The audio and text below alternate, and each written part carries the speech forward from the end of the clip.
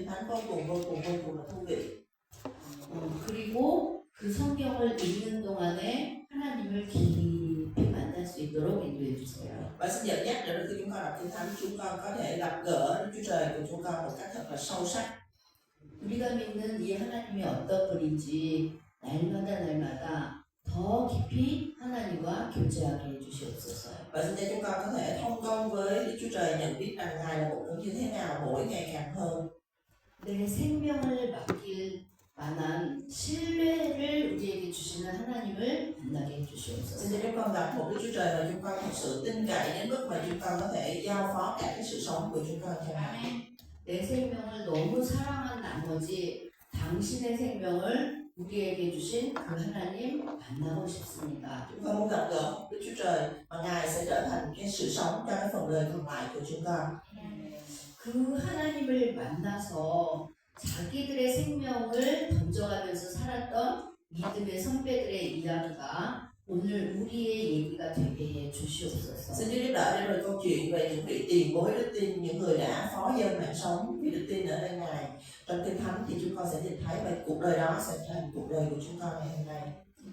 감사하며 예수 이름으로 기도했습니다. Chúng con cảm ơn Chúa và cầu nguyện nhân danh Chúa Jesus Christ. Amen.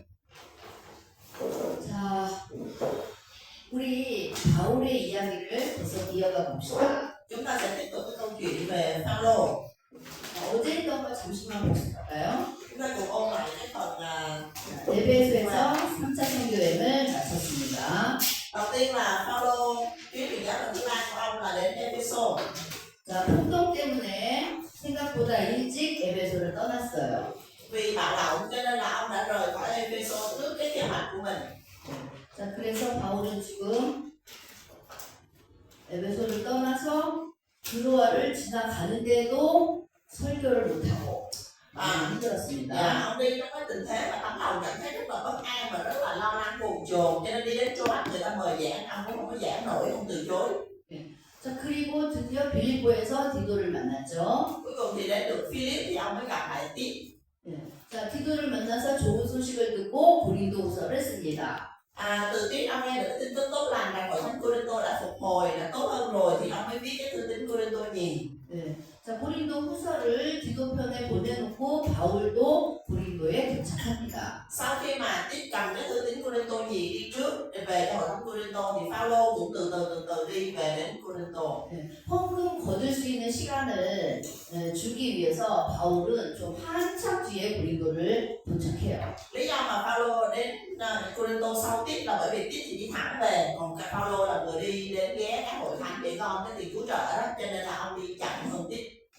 고린도에서 겨울을 지내면서 로마서를 씁니다. Và Phaolô ở lại nghỉ mùa đông ở Cô-rinh-tô và trong lúc này thì ông viết thư tín Roma.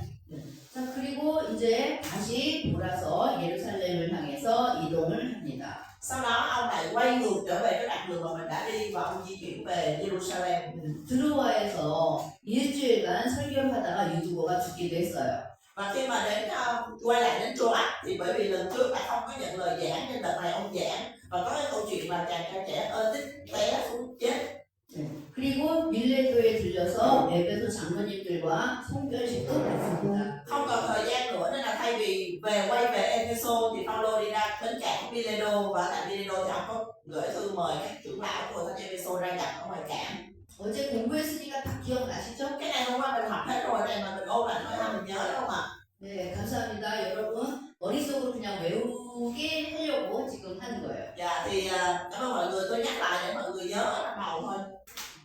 자, 그리고 이제 예루살렘을 향해서 오고 있는데 사람들이 가지 말라고 하면 돌아가신다고 눈물로 호소하지만 바울은 예루살렘 갑니다.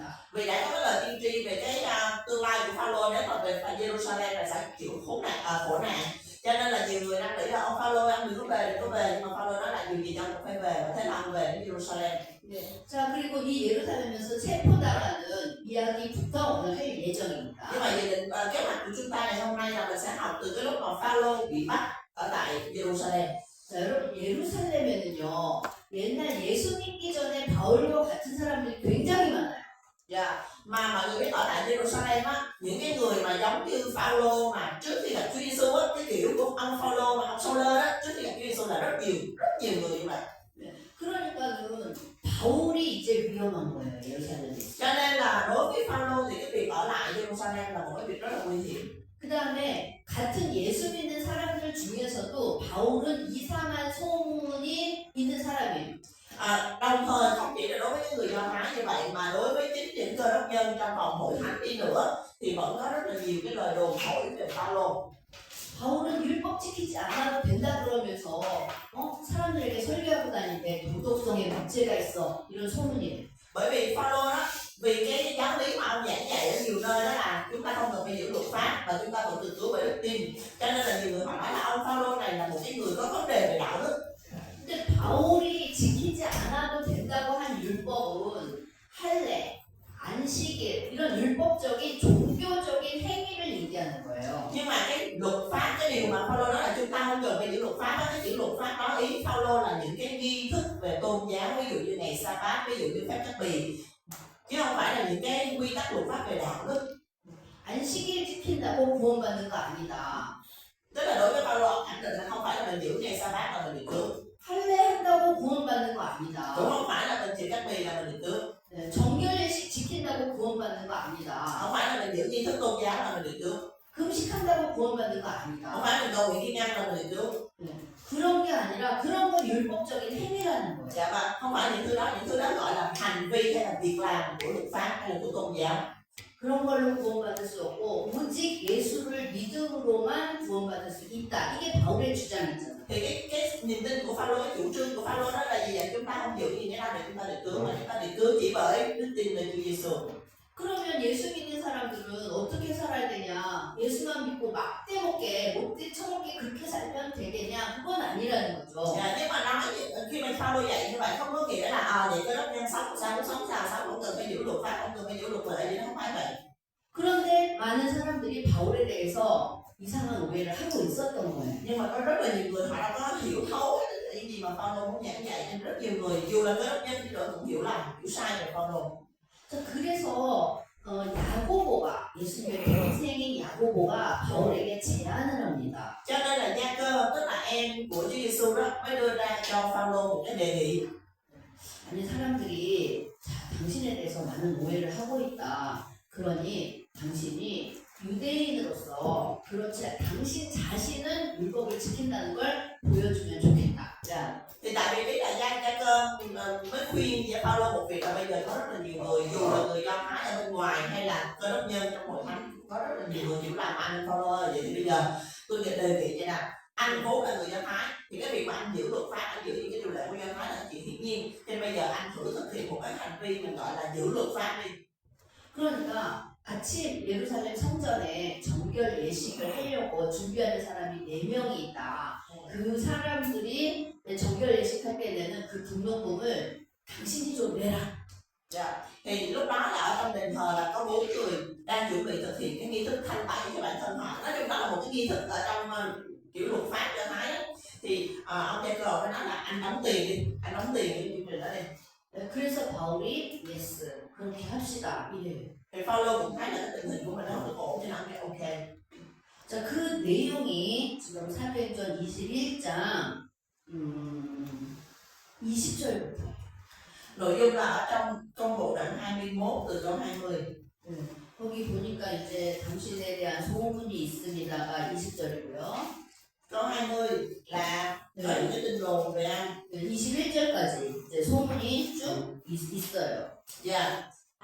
Câu 21, câu 20, 21 là những cái tin đồn về Phaolô. 그다음에 이제 23절 보니까 그러니까 사역한 사람 4명 있으니까 당신이 돈을 내십시오 이런 얘기였죠. Dạ, câu 23, câu 21 đó là ở đây có 4 người đều mắc lời thề, đem 4 người đó cùng đi làm lễ tinh sạch cho mình luôn với họ đi.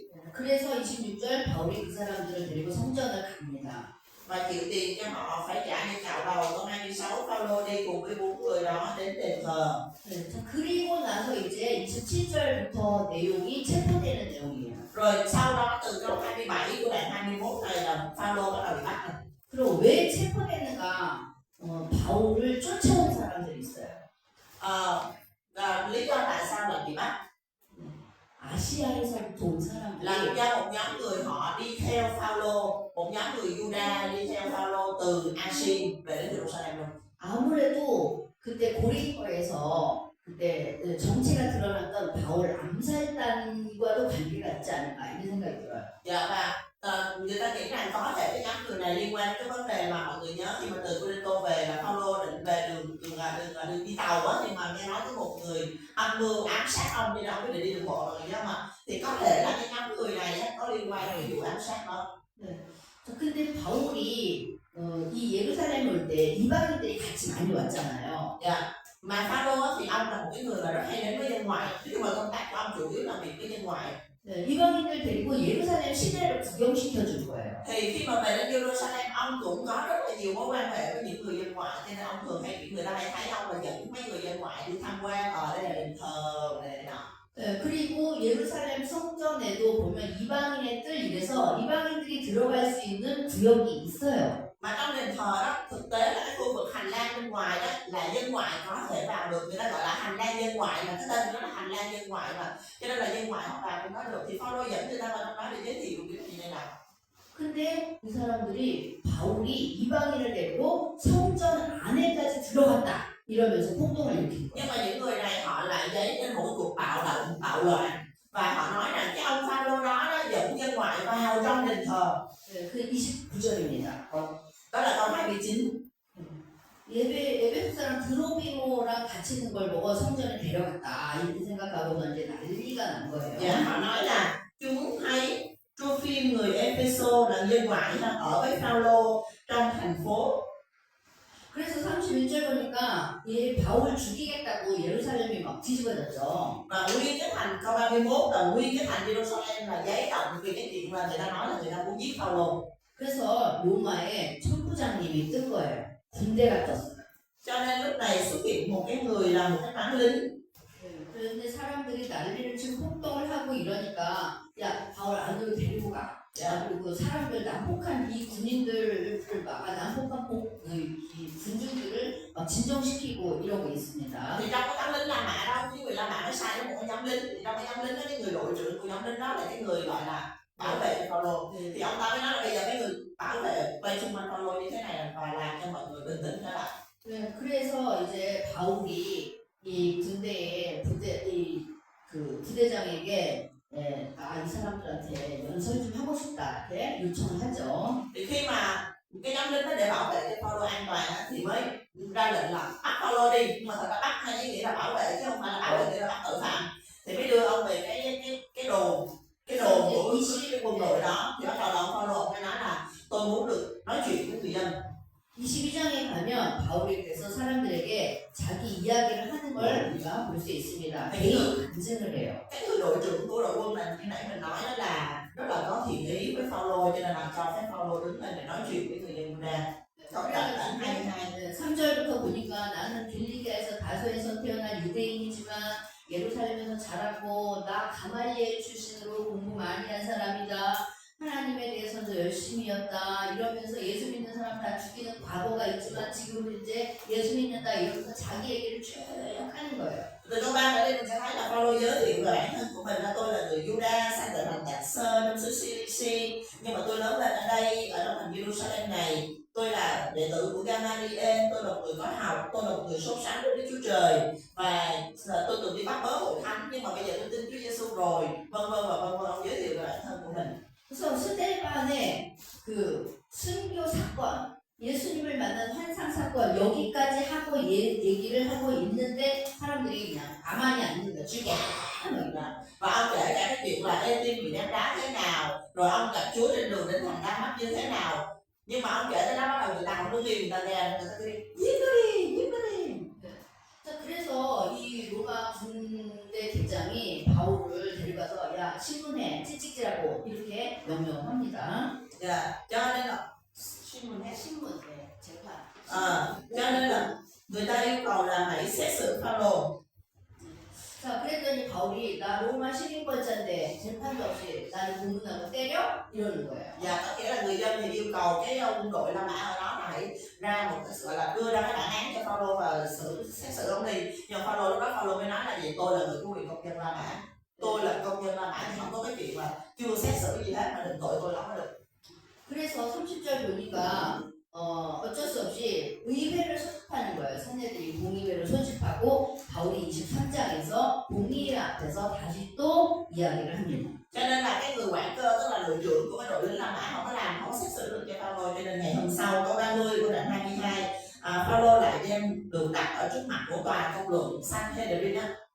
그럼 사내들인 공의회는 대제사장도 있지만 바리새파와 사두개파가 있잖아요. Mà mọi người biết là cái nhóm mà hội đồng Sanhedrin của người Do Thái này là có cả thầy tế lễ thượng phẩm, người Pharisee, người Sadducee.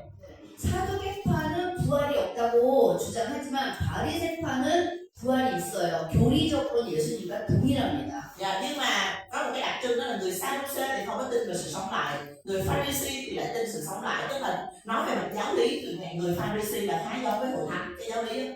그러면 바울이 부활에 대한 얘기를 하면은 사두개파는 인정하지 않지만 바리새파는 바울 편을 들게 돼 있는 거예요. Cho nên là cứ mỗi lần mà Phaolô mà nói cái chuyện sống lại đó nha, là mấy ông Sadducee là cử chống lại, nhưng mà mấy ông Pharisee là ủng hộ. 그래갖고 여기서 또 사두개파와 바리새파끼리 싸움이 나고 그러니까 이 천부장이 걱정이 돼가지고 바울을 숨겨요. Dạ, cho nên nó là bắt đầu là khi mà Phaolô nói cái chuyện sống lại, bắt đầu tự nhiên cái hai cái ông Sadducee với ông Pharisee đứng lên cãi lộn với nhau, cự lộn nhau, rối đùi lên. Xong bắt đầu cái ông đội trưởng đội lính nó cảm thấy lo lắng cho Phaolô quá nên mới giấu Phaolô đi. 그래서 지금 23장 11절에 보면 예수님이 환상 가운데 나타나서 바울을 위로해 주십니다. Và trong câu 11, đoạn 23 câu 11 là Chúa Giêsu hiện ra với Phaolô trong giấc mơ và an ủi ông. 바울 힘내라. 너 예루살렘에서 이렇게 나 증거한 것처럼 너 로마에 가서도 해야 된다. 이러시는 거예요. Thì Chúa mới nói là Phaolô hãy mạnh mẽ lên, ngươi đã làm chứng cho ta tại Jerusalem như thế nào thì ngươi cũng sẽ làm chứng cho ta như vậy ở Roma. 원래도 바울을 로마에 가려고 했었잖아요. Vốn là rõ ràng là Phaolô cũng có cái dự định là qua Roma đúng không ạ?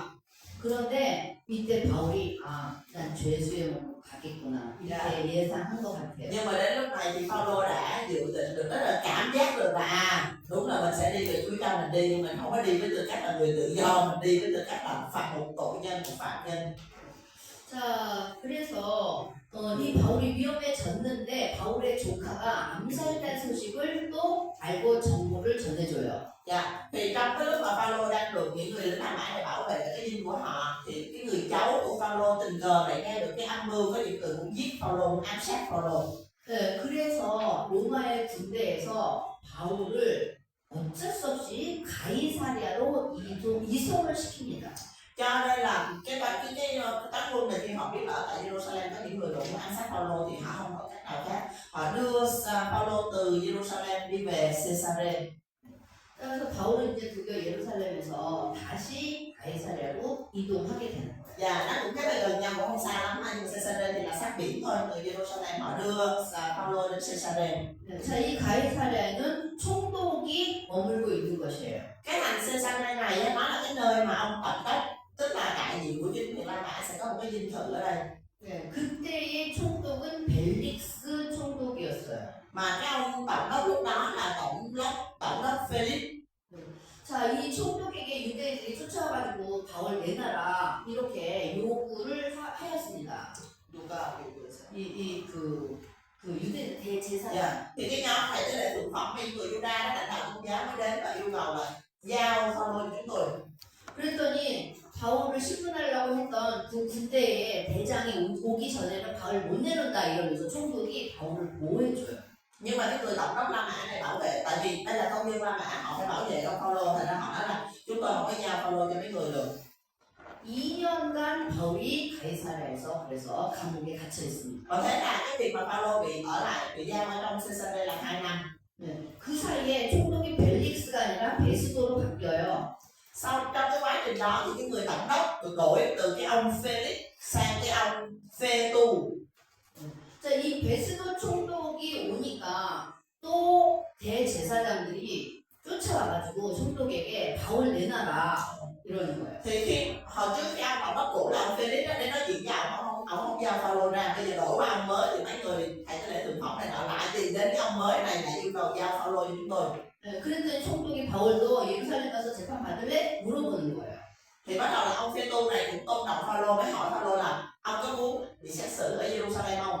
싫어요. 나 로마 시민이니까 왕이니까 나 로마 황제에게 가서 재판받을래요. Thì cái ông Phaolô lúc này bắt đầu ông là gì? Phải qua Roma. Cho nên đương nhiên là ông nói không, tôi được cộng đồng La Mã, tôi phải đến Roma, tôi gặp Caesar mới được.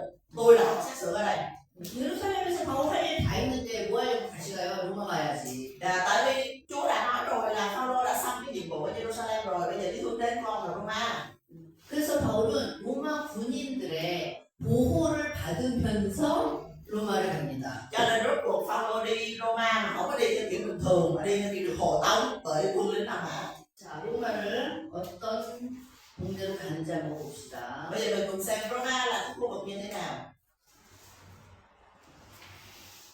여기서 이렇게 와서 체포당한 것까지 가이사랴에서 지금 2년 동안 구금돼 있다가 로마를 가는 거죠. Bản đồ là nãy giờ tôi giải thích bạn vừa rồi ha, là đi về rồi bị bắt rồi ở Caesarea 2 năm. 그 다음에 이제 가이사랴에서 출발합니다. Rồi bây giờ là ông xuất phát tại nhà Caesarea, xuất phát từ Caesarea.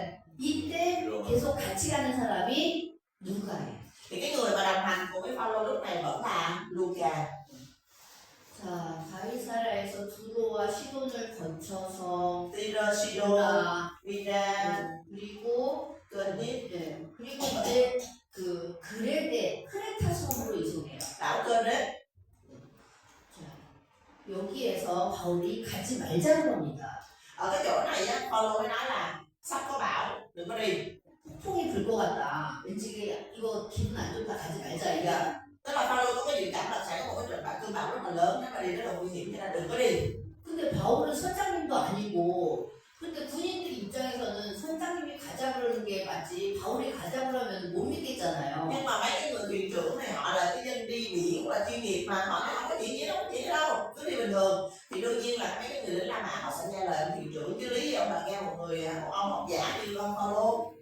그래서 그냥 가다가 유라굴로 광풍을 만나서 몰타 섬에 부시착합니다. Cho nên rốt cuộc đi đến cái địa điểm này thì nó là bão quá lớn và phá banh chành luôn con tàu của họ luôn.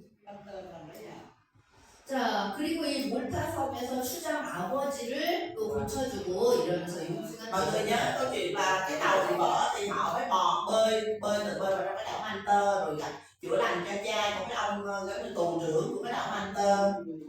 자, 그리고 이제 새로운 배를 갈아타고 시라쿠사를 지나서 로마에서 레기온에서 막 이렇게 해가지고 드디어 이제 로마에 도착해요. Và sau đó thì tại đảo Mantơ thì người ta rất là cảm ơn Phaolô vì chữa lành cho cha của ông tù trưởng, thế là họ đón một chiếc tàu khác đưa tất cả đi qua Roma. 자, 이 로마에 도착했을 때 바울은 2년간 이제 수감이 됩니다. Như vậy là trước khi mà đi qua Roma là Phaolô đã bị giam giữ 2 năm ở Caesarea. 예. 자, 그리고 여기는 우리가 상상하는 그런 감옥이 아니에요. Mà khi mình nói nhà tù á, tiếng Việt của mình ghi là nhà tù thì nó không phải là cái nhà tù kiểu mình nghĩ trong đầu của mình đâu. 네, 일종의 가택연금 상태다 이렇게 볼 수 있어요. Ở đây mình có thể hiểu là dạng biệt giam thôi, tức là kiểu như là có cái nhà và ông phải ở yên trong cái nhà đó, chứ không phải là kiểu nhà tù mà song sắt vậy đâu. 집에서 나가면 안 되는 거예요. Có nghĩa là ông bị giam ở nhà, còn họ tìm một cái nhà họ để ở trong đó nhưng mà chỉ được sinh hoạt trong nhà, không được ra khỏi nhà. 그리고 대문에서 군인이 지키고 있는 Ở 거죠. trước cửa sẽ có lính giữ. 그런데 바울을 찾아오는 사람은 다 만날 수 있고 누구누구 데려와라 그거는 다 가능한 거예요. Với lại có một cái nữa là sướng lắm là giao đồ ăn shipper này nọ tới là nhìn hàng được chứ không phải không. Bạn bè này nọ tới thăm là nhìn vô nói chuyện bình thường.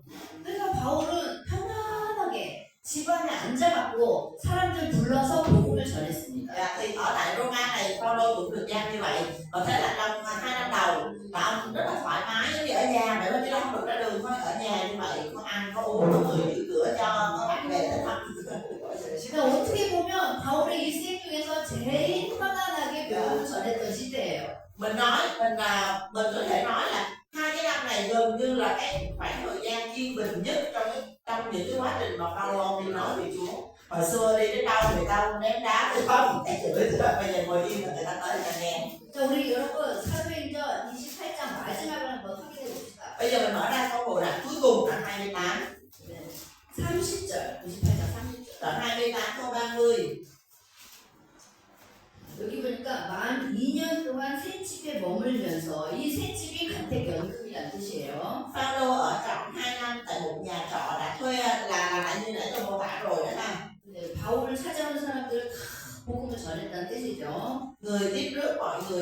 mình, có nghĩa là ông đến ai đến thì ông sẽ nói phúc âm cho họ. 31절 보면 아무 방해도 받지 않고. Câu 31 là giảng về Đức Chúa Trời và dạy dỗ về Chúa Giêsu cách tự do, không có ai ngăn cấm gì hết. 되게 중요한 말인 것 같아요. Cái câu này rất là quan trọng luôn á. Một chút bình yên sót lại dành cho Phaolô. 바울을 죽이려는 사람 군인이 다 못하게 지켜주고 어디 안 돌아다녀도 되고 여기 앉아가지고 복음 전하기만 하면 되는 거죠. Mọi người thấy Chúa làm rất là đặc biệt, là bây giờ Phaolô bây giờ lớn tuổi lắm rồi, bây giờ ông không cần phải đi đầy đây mai đó, rồi cũng không sợ ai giết, tại vì quân lính canh cái cửa mà bảo vệ an toàn, có security này nọ nên người giữ an toàn, người ta chỉ cần ngồi yên thôi, người ta tới thì nói là 이렇게 복음을 전하고 하나님의 나라를 가르쳤다 이러면서 사도행전이 끝납니다. và công vụ cái sứ đồ kết thúc với cái câu nói là ông được bình an giảng về Đức Chúa Trời và dạy dỗ về Chúa Giêsu như vậy. 그럼 이제 다 끝난 것 같은데 그렇지 않죠. Tưởng là hết nhưng mà chưa hết. 우리가 아직 읽어야 될 바울의 편지가 7개나 남아있는 거예요. Chúng ta vẫn còn đến 7 cái thư tín của Phaolô mà mình chưa đọc. 사도행전 끝났는데 Mới có hết là hết công vụ cái sứ đồ thôi. 자, 이 상태에서 우리가 읽을 편지 서신서가 4개가 있습니다. Và trong cái quá trình này có 4 cái thư tín mà chúng ta sẽ đọc ở trong cái thời gian này. 자, 이게 옥중 서신이래요. Mình gọi cái nhóm thư tín này là thư tín trong tù. 네, 옥중이라는 거는 감옥에 있을 때, 로마 감옥에 있을 때 쓴 편지다라는 Nếu mà 거예요. nói là tiếng khác là ngục trung thư tín, ngục trung ở trong tù á. Thư tín trong tù ha. Ông viết trong lúc ông ở tại Roma. 자, 이것도 이제 스토리가 있어요. Ở đây cũng có một cái câu chuyện. 네, 바울이 로마 감옥에 있을 때 만난 사람 중에서 2명이 있습니다. Trong cái lúc mà Phaolô bị giam ở trong cái gọi là bị giam lỏng ở đây ở Roma đó, có 2 người mà ông được gặp. 자, 첫 번째 사람은 누구냐? 이 골로새 교회의 그 개척자, 창립자인 에바브라가 있어요. Người đầu tiên tên là Ephra. Người này là người thành lập hội thánh Cô-lô-sê ở đây. 맞죠? 그 다음에 이 골로새에 에바브라 말고 같은 지도자가 있는데 누구냐면 빌레몬이라는 사람이에요. Và ngoài Ephra thì hội thánh Cô-lô-sê còn có một người thuộc dạng ở trong dàn lãnh đạo nữa, đó là Philemon. 근데 이 빌레몬에게는 노예가 있었어요. 오네시모. Mà cái ông Philemon này, ổng ở trong nhà ổng có một người nô lệ tên là Onesim. 이 오네시모가 빌레몬의 노예, 종이었는데 도망을 쳤어요. 로마로. Cái ông Onesim này ổng ăn cắp đồ của nhà ông Philemon, thì ổng mới cầm đồ ra anh chạy tuốt qua Roma.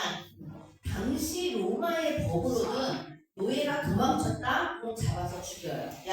Theo luật lệ của Đế quốc La Mã, nô lệ mà dám chạy trốn là gặp là chém chết tại chỗ, không nói năng gì hết. 그런데 신명기를 보면 달라요. Nhưng 다른 얘기를 해요. 신명기에서. 신명기? 네. 신명기는 à 도망친 노예에 대한 얘기가 있어요. 신명기. nhưng mà trong phục truyền luật lệ ký á, luật lệ của người Do Thái, luật lệ của Đức Chúa Trời đó, thì lại có một cái luật về nô lệ khác hơn.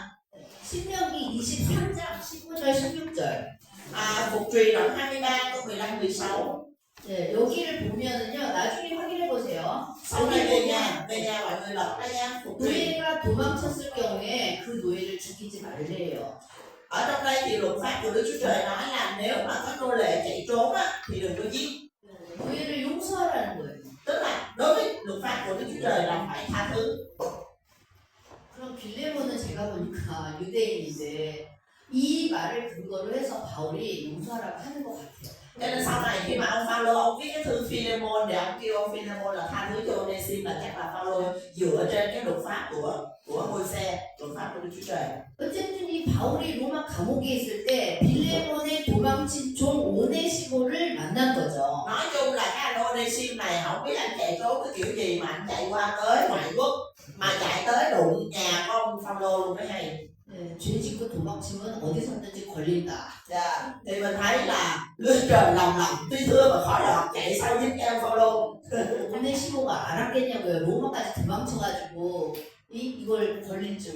Ông Onesim nào ngờ, Onesim nghĩ là chạy từ cái xứ Jude mà chạy qua tới bên Roma rồi mà cũng không bị dính lại. 어쨌든 이 오네시모가 바울을 만나서 예수님을 믿게 된 거예요. Nhưng mà điều quan trọng mình để ý đó là Onesimus gặp Phaolô và ông tin Chúa Giêsu 너무너무 충성스러운 그리스도인이 됐어요. và ông trở thành một cái đốc nhân vô cùng là trung tín. 그래서 바울은 내 아들이다, 내 심장과도 같은 존재다 이렇게 표현해요. Cho nên trong thư tín Phi-lê-môn, Phaolô mô tả Onesimus là gì? Là một đứa con của ta, đứa con ở trong lòng của ta, là gan ruột của ta, nói cỡ đó đó. 그런데 이 에바브라한테 오네시모가 걸리는 거예요. Nhưng mà khi mà Ê-phắc-ra là người lãnh đạo của hội thánh Cô-lô-se, đương nhiên là biết Onesimus, nó còn có biết Onesimus ở nhà của Phi-lê-môn, thì Ê-phắc-ra đến Roma thăm Phaolô thì tình cờ là phát hiện, ủa sao Onesimus, sao mày ở đây, cái thằng nô lệ chạy trốn sao mày ở đây? 자, 에바브라 교회 지도자예요. 그래서 로마로 가갖고 바울을 만난 거예요. Thì nhắc lại nha, Ê-phắc-ra là người thành lập và là người lãnh đạo của hội thánh Cô-lô-se, thì mới qua Roma để thăm Phaolô. 그래서 골로새 교회 문제를 바울과 의논하다가 이 오네시모를 본 거죠. Thì khi mà Ê-phắc-ra đi qua thăm Phaolô và nói chuyện với Phaolô thì phát hiện Onesimus đang ở cùng với Phaolô. 바울은 오네시모가 빌레몬의 도망친 종인지 몰랐던 것 같아요. Mà Phaolô đó thì không có biết cái lúc mà mới gặp Onesimus và làm chứng cho Onesimus tin Chúa, không có biết Onesimus là một nô lệ chạy trốn của Phi-lê-môn, mà Phi-lê-môn là người lãnh đạo hội thánh Cô-lô-se, cái chuyện đó Phaolô không có biết. 근데 에바브라 때문에 이 모든 사실을 알게 된 거예요.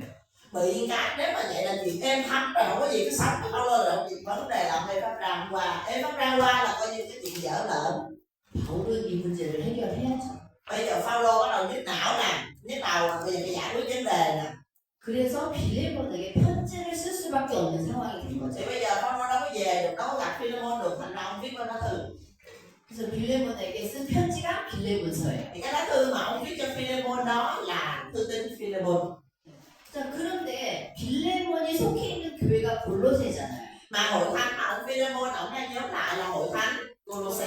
네, 그러니까 골로새 교회 교인들에게도 바울이 인사를 한번 하는 거예요. Cho nên cái lá thư gửi Phi-lê-môn là thư cá nhân, nhưng mà Phaolô còn viết một lá thư khác gửi cho toàn thể hội thánh Cô-lô-se gửi lời chào. 골로새 교회는 바울이 개척한 교회 아니에요. Hội thánh Cô-lô-se không phải do Phaolô trực tiếp xây dựng thiết lập. 그래도 뭐 서로 잘 알고 있는 거죠. Nhưng mà đương nhiên là Phaolô ông hay đi để ông chăm sóc, ông hay đi giảng dạy, mà cho nên đương nhiên nó cũng nằm ở dưới cái sự chăm sóc của Phaolô. 그러면 골로새 교회 설교 한번 한다 이렇게 생각하시고 여러분이 골로새서를 보시면 됩니다. Thì mọi người chỉ cần hiểu là cái thư tín Cô-lô-se nó giống như một cái bài giảng của Phaolô mà ông viết, ông gửi cho hội thánh Cô-lô-se để kiểu an ủi khích lệ họ như kiểu. 그래서 빌레몬서는 굉장히 개인적인 편지지만 골로새서는 골로새 교회의 바울 선생님의 설교다 이렇게 보시면 돼요. Cho nên thứ nhất sách Phi-lê-môn mọi người đọc nó như một cái lá thư cá nhân, còn Cô-lô-se mọi người đọc nó giống như một cái bài giảng của Phaolô gửi cho hội thánh. 자, 그런 상황에서 두 개를 먼저 일단 봅시다. 확인해 Rồi, 봅시다. hai câu chuyện này bây giờ mình xem trước nha, để nói nữa là rối. Bây giờ mình xem hai câu chuyện, mình xác nhận trong Kinh Thánh cái hai câu chuyện này. 일단 빌레몬서를 먼저 봐주세요. Đầu tiên mọi người mở ra Phi-lê-môn. 네. 자, 1절 보니까 빌레몬서는 한 장짜리예요. 한 장짜리. Dạ, Phi-lê-môn có một đoạn duy nhất thôi. Rồi, mình xem câu 20. Thì bắt đầu rồi. 자, 보니까 바울과 디모데는 동역자 빌레몬과 자매 아비아와 또 아키포에게 보내다 이렇게 나왔죠. Mọi người thấy trong câu 1 và câu 2 ha. Phaolô cùng với Timôthê gửi cho Phi-lê-môn và gửi cho Áp-bi và A-chíp. 네. 자, 일단은 지금 디모데도 같이 있구나. 로마 감옥에 디모데도 같이 사역하고 있구나를 우리는 알 수 있어요. Dạ, trước hết mình đọc câu 1 là mình biết là lúc đó ở tại Roma là Timôthê đang ở cùng với Phaolô. 그러면은 여러분 바울이 디모데를 옛날에 에베소에서 사역할 때 한꺼번에라고 막 고린도 보냈었던 거 기억나세요? Nhưng mà mọi người có nhớ là hồi trước lúc mà còn đang ở Ê-phê-sô đó là Phaolô từng kêu Timôthê là đến chăm sóc hội thánh Cô-rinh-tô nhiều không?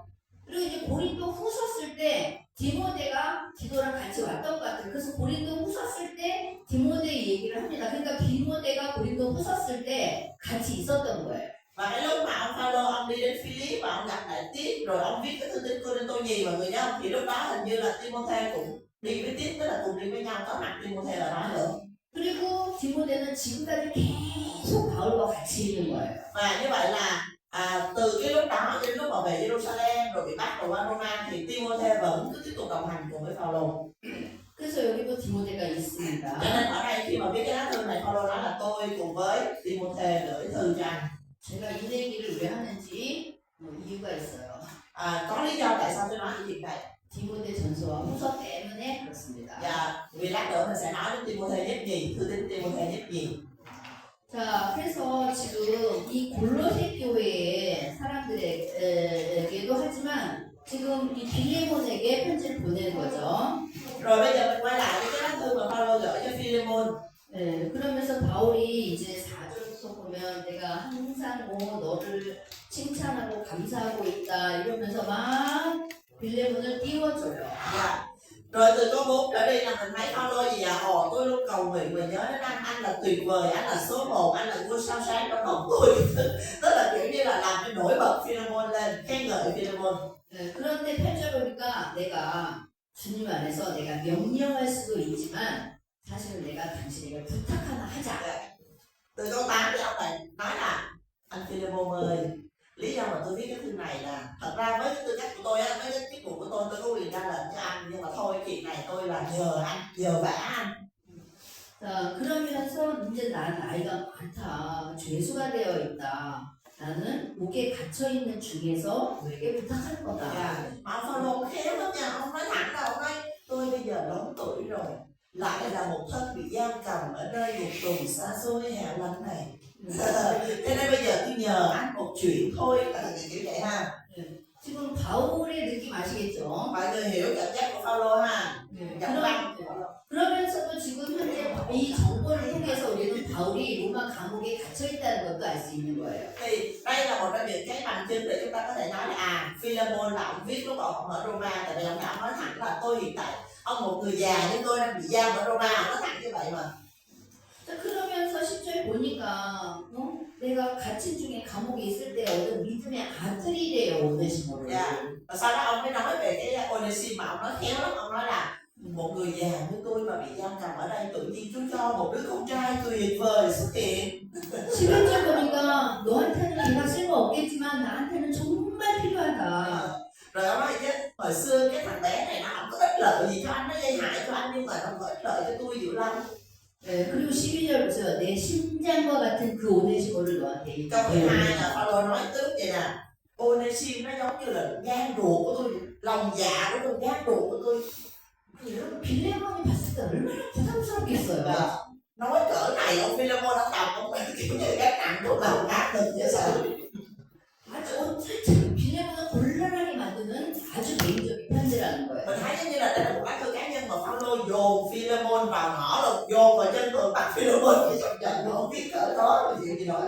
자, 13절 14절 보니까 내가 복음 때문에 이 감옥에 갇혀 있는 동안 오네시모를 통해서 내가 정말 많이 도움을 받고 싶은데 네가 허락을 해줘야 되겠다. Thì ông mới nói là trong cái lúc mà tôi chịu xiềng xích vì tin lành, vì phúc ông như thế này, tôi cô đơn, tôi bệnh hoẹ, đêm tôi dắt tay lên xin lỗi, thì trong lúc này Chúa sai cho tôi một Onesimus an ủi tấm lòng của tôi nhiều lắm, nhưng mà bây giờ tôi phát hiện là nó là đầy tớ của anh thì tôi phải có một cái lời nhờ cậy anh. 18절 한번 보세요. Mình xem câu 18. 야, 오네시모가 너한테 손해 끼쳤거나 빚진 거 있으면 내가 대신 다 갚아줄게. Ông nói là hồi xưa đó Onesimus nó gây hại cho anh, nó mắc nợ anh cái gì để tôi trả. 19절 보니까 더해요.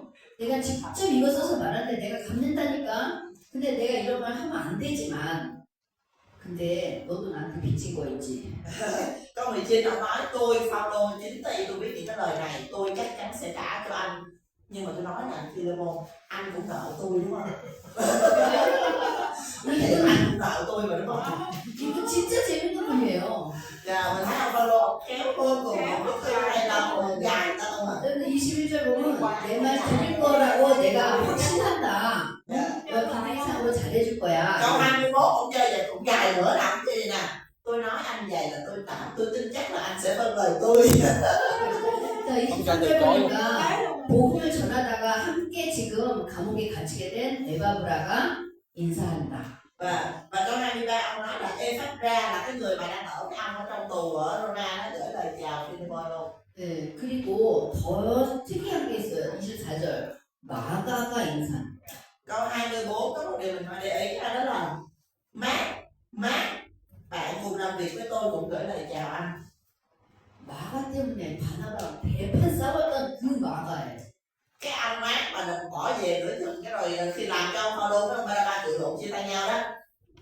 지금 로마서에서 보니까 로마에 바울과 함께 있으면서 동역하고 있는 거죠. Thì mình thấy lúc này Mark lại trở thành một người bạn đồng hành cùng làm việc với Phaolô tại cái nơi mà ông bị giam giữ ở Roma.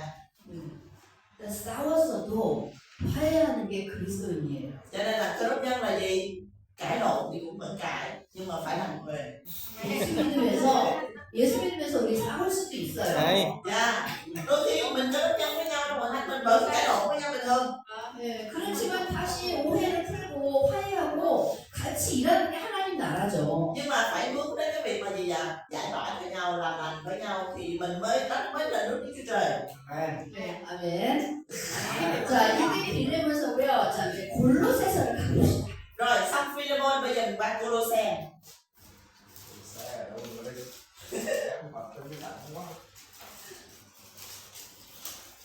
Hay quá.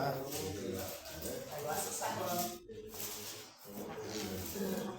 Này rúng rúng luôn.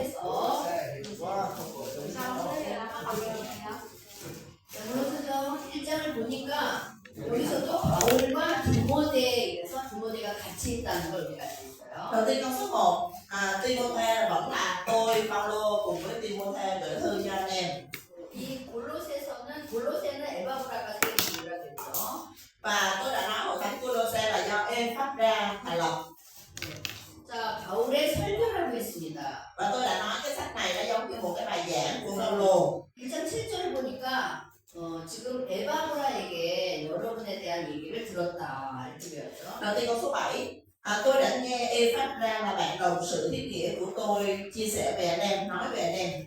그래서 여러분은 이 복음을 그리스도에 대한 복음을 에바브로에게 배웠으니까 에바브라가 골로새 교회의 개척자라는 뜻이에요. Dạ, ở đây Phaolô nói là Ê-phắp-ra là người đã dạy cho anh em về phúc âm của Chúa Giêsu Christ, có nghĩa là Ê-phắp-ra là người làm chứng và mở hội thánh ở đây. 그래서 여러분에 대한 얘기를 듣고서부터 늘 기도합니다가 8절 9절이에요. Câu 8 câu 9 Phaolô mới nói là từ khi mà nghe chia sẻ về anh em, tức là hội thánh Cô-lô-se thì tôi luôn cầu nguyện cho anh em. 그러면서 이제 기독론 그리스도에 대한 복음을 다시 한번 정리해서 쫙 설교를 해주십니다. Sau đó bước vào nội dung chính của bài giảng này thì Phaolô nói về cơ đốc luận, tức là ông nói về Chúa Giêsu là ai, phúc âm của Chúa Giêsu là gì ha, là 2장 1절에 보니까 라오디게아 성도들에 대한 얘기를 하고 있어요. Đoạn 2 câu 1 Phaolô có nhắc đến những người ở Laodice. 자, 라오디게아도 골로새 근처에 있어요. Laodice nó nằm ở gần Cô-lô-se này ở đây ạ. 자, 그래서 이 라오디게아 교회 근처에 있는 교회에 대한 얘기를 하고 있다는 걸 알 수 있습니다. Nhưng mà mình có thể thấy là Phaolô không chỉ là nói về hội thánh Cô-lô-se mà ông còn nhắc đến hội thánh ở gần hội thánh Cô-lô-se nữa, cùng một khu vực. 자, 그 다음에 2장 18절 한번 보세요. Rồi mình xem câu 18, đoạn 2 câu 18. 자, 여러분 겸손한 척하면서 천사 숭배하는 사람한테 속지 마세요. Anh em đừng có bị lừa gạt bởi những cái kẻ giả đò khiêm nhường mà thờ lạy các thiên sứ. 자, 이게 골로새 교회의 문제점이기도 합니다. Đây dường như là một cái vấn đề đang xảy ra trong hội thánh Cô-lô-se. 일단 천사 숭배하는 이상한 사람들이 좀 있다는 Có 거예요. nghĩa là thời đó có những cái người kỳ lạ mà họ nghĩ đến cái việc là họ thờ lạy thiên sứ. 그래서 이거에 대한 경계를 하고 Thì 있습니다. Phaolô cũng biết cái chuyện này và ông nhắc mọi người là hãy cảnh giác với cái chuyện đó. 4장으로 넘어가 봅시다. Mình có đoạn 4, Cô-lô-se đoạn 4, 4장 7절 보세요. câu 7. 두기고가 나에 관한 얘기를 여러분에게 전해줄 겁니다. Tychicus sẽ có người mà đem cái bức thư này về cho anh em, gửi đến anh em. 자, 여러분 이 빌레몬서를 전해준 사람이 두기고예요. Như vậy là Philemon và Cô-lô-se, hai cái thư tín này là do Tychicus là cái người gửi thư ha, cái người mà cầm bức thư đi là Tychicus. 네, 그 다음에 그 오네시모 아까 빌레몬 얘기하면서 오네시모 얘기했잖아요. 오네시모도 같이 보내요. Và đồng thời khi mà gửi cái lá thư Philemon về cho Philemon á, thì cái ông Onesim á, Phaolô kêu là Onesim đi cùng với Tychicus về luôn. 편지의 전달자로 책임을 맡은 사람은 두기고입니다. Dạ, cái người được sai đi với tư cách là người gửi thư là teacher. 그런데 그리고 문제를 일으킨 장본인은 오네시모잖아요. Nhưng mà cái người mà gây vấn đề là Onesim. Phải người 그래서 luôn. 두기고와 오네시모를 같이 보내요. Cho nên lúc đó thì sẵn tiện là teacher đi gửi thư như vậy thì Phaolô bảo Onesim là về cùng luôn. 그래서 지금 여기 두기고와 오네시모 보낸다는 얘기가 7절과 9절입니다. Cho nên là câu 7 cái câu 9 là Phaolô nói rõ chuyện này ha, đó là sẽ có teacher đi gửi thư và Onesim sẽ đi cùng với teacher về. 그 다음에 10절 보니까 여기 바나바의 조카 마가도 무난한다 이런 얘기합니다. Câu 10 một lần nữa Phaolô nhắc đến cái lời chào của Mát là anh em chú là cháu của Barnabas. 근데 마가가 지금 골로새 교회 갈 예정이에요. Colosse. 네, 교회에. Nhưng mà Phaolô cũng nhắc đến cái chuyện là sắp tới là anh sẽ sai Mát đến hội thánh Colosse. 거기 보면 여러분이 마가에 대한 지시를 이미 받았겠지만 걔가 마가가 가면 따뜻하게 맞아주세요 이렇게. Tại ở đây Phaolô có nói là anh em đã chịu lấy lời dạy bảo rồi về Mát. Nếu người đến nơi anh em hãy tiếp rước tử tế. 그리고 12절 보니까 에바브라가 같이 그 옥중에 있다는 사실을 여기 또 보여주고 있어요. Và câu 12 một lần nữa Phaolô nhấn mạnh cái việc là Ephraim tức là người lãnh đạo của thánh Colosse lúc này là vẫn đang ở với ông ở Roma trong nhà tù. 그다음 이제 13절 보니까 라우디게아와 히에라볼리에 있는 사람들도 있다. 그래서 주변 교회도 챙기고 있습니다. Và trong câu 13 thì Phaolô nhắc đến người Laodice và người Hierapoli, có nghĩa chắc là đây là hai cái hội thánh ở gần hội thánh Colosse thì Phaolô cũng gửi lời chào. 그래서 여러분 이 라우디게아 교회는 그 요한계시록에 나오는 교회 중에 하나죠. Mà mọi người nhớ Laodice là một trong 7 hội thánh xuất hiện trong Thể huyền. 자, 이 지역의 교회들도 바울이 다 관심을 갖고 서로 네트워크를 하고 있다는 걸 Thì mình có thể 알겠습니다. hiểu là những cái hội thánh xuất hiện trong Thể huyền á là tất cả những hội thánh đó Phaolô đều biết và chắc chắn là ông đã từng đi qua và chăm sóc và khích lệ. 그래서 16절 보면 이 편지, 즉 골로새서죠. 이 골로새서를 읽고 라오디게아 교회에도 이 편지 전해주고 또 라오디게아에서 받은 편지도 여러분이 돌려보고 보세요. 이런 내용이 있습니다. 16절. Câu 16 mình sẽ thấy ông nói là anh em đọc thư rồi hãy đưa cho hội thánh Laodice đọc với. Anh em cũng phải đọc thơ ở Laodice gửi đến nữa, có nghĩa là cứ gửi qua gửi lại lên một lá thư như vậy họ sẽ truyền nhau từ hội thánh này hội thánh kia đến hội thánh. 자, 정리를 해보면 문제는 빌레몬서였어요. Rồi đầu tiên mình tóm lại ha, vấn đề nó nằm ở sách Philemon. 그런데 이 빌레몬이 속해 있는 골로새 교회에 안부 전하는 편지를 한 통 쓴 거죠. Nhưng mà vì Philemon là đang nhóm hội thánh Colosse nên sẵn tiện gửi thư cho Philemon để giải quyết vấn đề thì Phaolô viết thêm một cái lá thư gửi cho hội thánh Colosse. 편지 배달자는 두기고였어요. Cái người mà đi gửi thư là Tychicus. 자, 그런데 이 두기고가 편지를 배달하러 갈 때 어디를 지나냐면 이 에베소를 지나게 돼 있어요. Nhưng mà khi mà Tychicus cầm bức thư từ Roma đi về Colosse đó thì có một chỗ ông ghé qua đó là Epheso. 제가 한국에서 비행기를 타고 여기 올 때 호치민 공항을 내려서 차를 타고 여기 신학교까지 와야 되잖아요. Dạ, nó giống như kiểu tôi ở bên Hàn Quốc tôi qua đây nhưng mà cái máy bay thì nó sẽ hạ cánh ở sân bay Tân Sơn Nhất, hoặc ví dụ sau này là sân bay ở Long Thành đi thì tôi sẽ xuống sân bay ở Long Thành rồi từ Long Thành tôi phải đi tàu đi xe gì đó đến quận 9. 그래서 이 로마에서 골로새까지 가려면 이렇게 배를 타고 에베소를 거쳐서 골로새를 가야 돼요. Cho nên bây giờ Tychicus mà cầm thư đi tàu á là từ Roma là đi tàu về thì cái cảng của nó sẽ nằm ở Epheso. Cái sân bay á giống như cái sân bay là xuống tàu là xuống Epheso rồi từ Epheso mới đi về Colosse.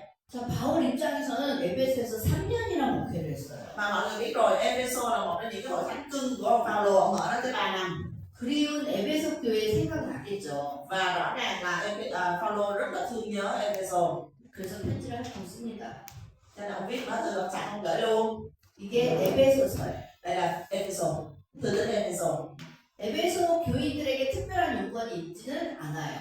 Đối với hội thánh Epheso thì họ không có một cái vấn đề gì gọi là cụ thể đặc biệt hết. 그냥 설교예요. Chỉ đơn giản là một cái bài giảng ông gửi để khích lệ, để bồi linh cho hội thánh thôi. 그리고 에베소 교인들은 바울에게 엄청 공부를 많이 했던 사람들이잖아요. Và mọi người nhớ Epheso là một thành phố mà nơi đó người ta học thức rất là cao. 수준이 높아. Cho nên Phaolô cũng biết là những cái người ở chỗ khác học cao dân có trí thức không ạ? 고린도 교회랑 비교해 보면 아주 차원이 완전 다릅니다. Nếu mà so với mấy cái người bên Corinto là bên Corinto so không lại với Epheso là Epheso là học thức cao và suy nghĩ gì đó. 그래서 고린도 교인들한테 보낸 편지를 보면 이 어린아이 같은 것들 젖이나 먹고 단단한 걸 먹지 못하는 것들 이러잖아요. Cho nên mọi người nhớ lúc viết thư cho Corinto ông nói giờ mà anh em là con đỏ, anh em là cái em bé, anh em suốt ngày uống sữa, anh em chưa có ăn đồ cứng được. Mọi người nhớ bạn đối với Corinto. 근데 에베소 교인들한테 뭐라 그러냐? 여러분의 믿음은 그리스도 예수의 분양까지 자라야 됩니다. Dạ. Nhưng mà đối với Epheso thì Phaolô nói gì ạ? Anh em là phải tăng trưởng đức tin đến mức độ tầm thước bậc dạng của Đức Christ. 영적으로 완전 무장하면서 살아야 됩니다. Anh em phải vũ trang rồi sức thuộc đức của mình để đức tin. 그리고 나를 위해서 계속 기도해 주십시오. Và hãy cầu nguyện cho tôi nữa. Nói với Epheso đó, nói với cái nội thân Epheso hãy cầu nguyện cho tôi nữa. 이게 에베소서예요. Thì đó là sách Epheso. 자, 에베소서를 잠깐 볼까요? Rồi mình mở ra Epheso.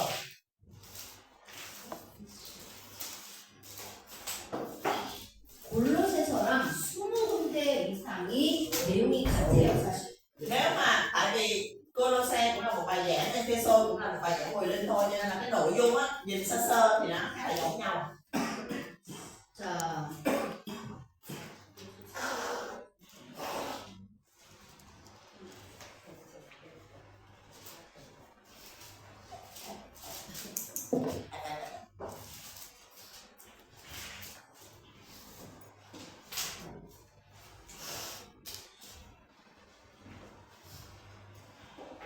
자, 1장 15절. Rồi ví dụ đoạn 1 câu 15. 자, 여러분 예수 잘 믿는다는 얘기를 들 때마다 나는 기도하면서 늘 감사한다. 5절, 15절, 15절. 15절, 1장. Và đoạn 1 câu 15 16. Tôi nghe về đức tin của anh em thì tôi luôn cầu nguyện cho anh em không thôi, cảm tạ về anh em không thôi.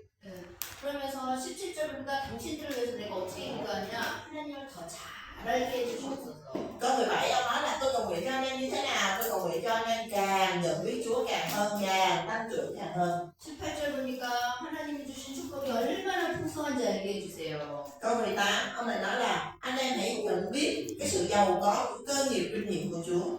그리고 하나님의 권능이 얼마나 큰지 알게 해주세요. Và tôi cầu nguyện để anh em biết càng hơn về quyền năng vô hạn của Ngài. 그러면서 이 에베소 교인들의 영적 수준을 보여주고 있습니다. Thì tất cả những câu này mình thấy rõ ràng là cái mức độ đức tin của Epheso là rõ ràng là cao hơn bên Corinto. 3장 1절 보니까 내가 복음을 전하다가 감옥에 갇혔다. Rồi đoạn 3 câu 1 thì Phaolô nói đến cái việc là ông đi rao giảng phúc âm và bị bắt ở tù. 옥중서신이라는 단체. Tại vì Epheso thì lúc đó cho nên người ta mới nói Epheso là tên trong tù. 자, 그 다음에 4장 가봅시다. Rồi mình qua đoạn 4. 우리는 성도답게 살아야 됩니다. Chúng ta phải sống đúng với tư cách là những tín đồ, thánh đồ. 그래서 서로 사랑으로 연합해서 사이좋게 지내세요. 3절. Cho nên là câu 3 hãy yêu thương nhau, hãy hiệp một với nhau. 그 다음에 4장 13절. Sau rồi đoạn 4 câu 13. 네, 보니까 하나님의 아들을 믿고 아는 일에 다 하나가 돼서 성숙해져서 그리스도의 분량에 같이 Và chúng ta 이루어져야 된다. hãy hiệp một trong đức tin và trong sự hiểu biết con Đức Chúa Trời mà trở thành một thành nhân tầm thứ vóc dạng trọn vẹn của Đức Christ. 15절 보니까 우리는 머리 대신 그리스도를 닮아가야 된다. Câu 15 chúng ta phải trở nên giống với Đấng Christ là đấng làm đầu. 네, 23절 봅시다. Câu 23 마음과 정신을 새롭게 하고 phải làm mới tâm trí của mình 하나님의 형상대로 의와 진리의 거룩함으로 우리가 살아야 된다. và chúng ta phải sống trong sự công bình và sự thánh sạch của lễ thật. 고린도 교회 사람들한테 이런 얘기 한 적이 없죠. Phaolô không có nói cái chuyện này với người Corinto được, tại người Corinto còn em bé lắm. 네, 수준 높은 에베소 Nên mình thấy 교회입니다. là hội thánh Epheso là một thánh có mức độ đức tin cao. 그리고 5장부터 보면 이제 주종 관계, 부부 생활, 공동체 이런 거에 대해서 쭉 6장까지 이어지고 있습니다. Đoạn 5 đến đoạn 6 là liên tục là những cái về mối quan hệ ha, chủ tớ, vợ chồng, rồi trong hội thánh thế nào. 자, 그리고 21절 보세요. 6장 21절. Rồi mình xem cuối cùng đoạn 6 câu 21. 내 사랑하는 형제와 형제인 부기고가 아니다 이렇게 나옵니다. Dạ, Paulo nói cho mình thấy cái câu chuyện mà mình đã nói lúc nãy đó là Tychicus là cái người sẽ gửi cái bức thư này đi. 그래서 이 두기고가 세 통의 편지를 가지고 이 지역을 간다는 사실을 우리가 Như 확인했습니다. vậy mình đã xác nhận xong trong Kinh Thánh đó là trong cái chuyến đi gửi thư này Tychicus cầm theo 3 lá thư đem về khu vực này. 자, 옥중서신 읽으실 수 있겠죠? Dạ rồi bây giờ mọi người đã có thể đọc và hiểu được các sách thư tín trong tù rồi đúng không ạ? 네. 자, 그 다음에 이제 한 통의 편지가 남았어요. Dạ bây giờ mình còn lại một cái thư tín còn lại. 자, 빌립보서. Dạ, Philip. 자, 이 빌립보에서 사람을 통해서 돈을 보내준 거예요. Tại ở Philip này á là cái hội thánh mà như mình nói rồi đó, có cái nữ doanh nhân thành đạt có là gì đó không? Những cái hội thánh Philip là cái hội thánh mà hỗ trợ tài chính cho Phaolô. 바울이 감옥에 갇혔다, 로마에 갇혔다 이 소식을 듣고 이제 빌립보에서 마케도니아에서 바울에게 돈을 보내줍니다. Dạ, vậy khi mà nghe tin là ông Phaolô bây giờ ông đang bị bắt, ông bị giam bên Roma là ngay lập tức ban lãnh đạo đó là ngay lập tức nữ doanh nhân thành đạt ngay lập tức là gửi tiền cho liền.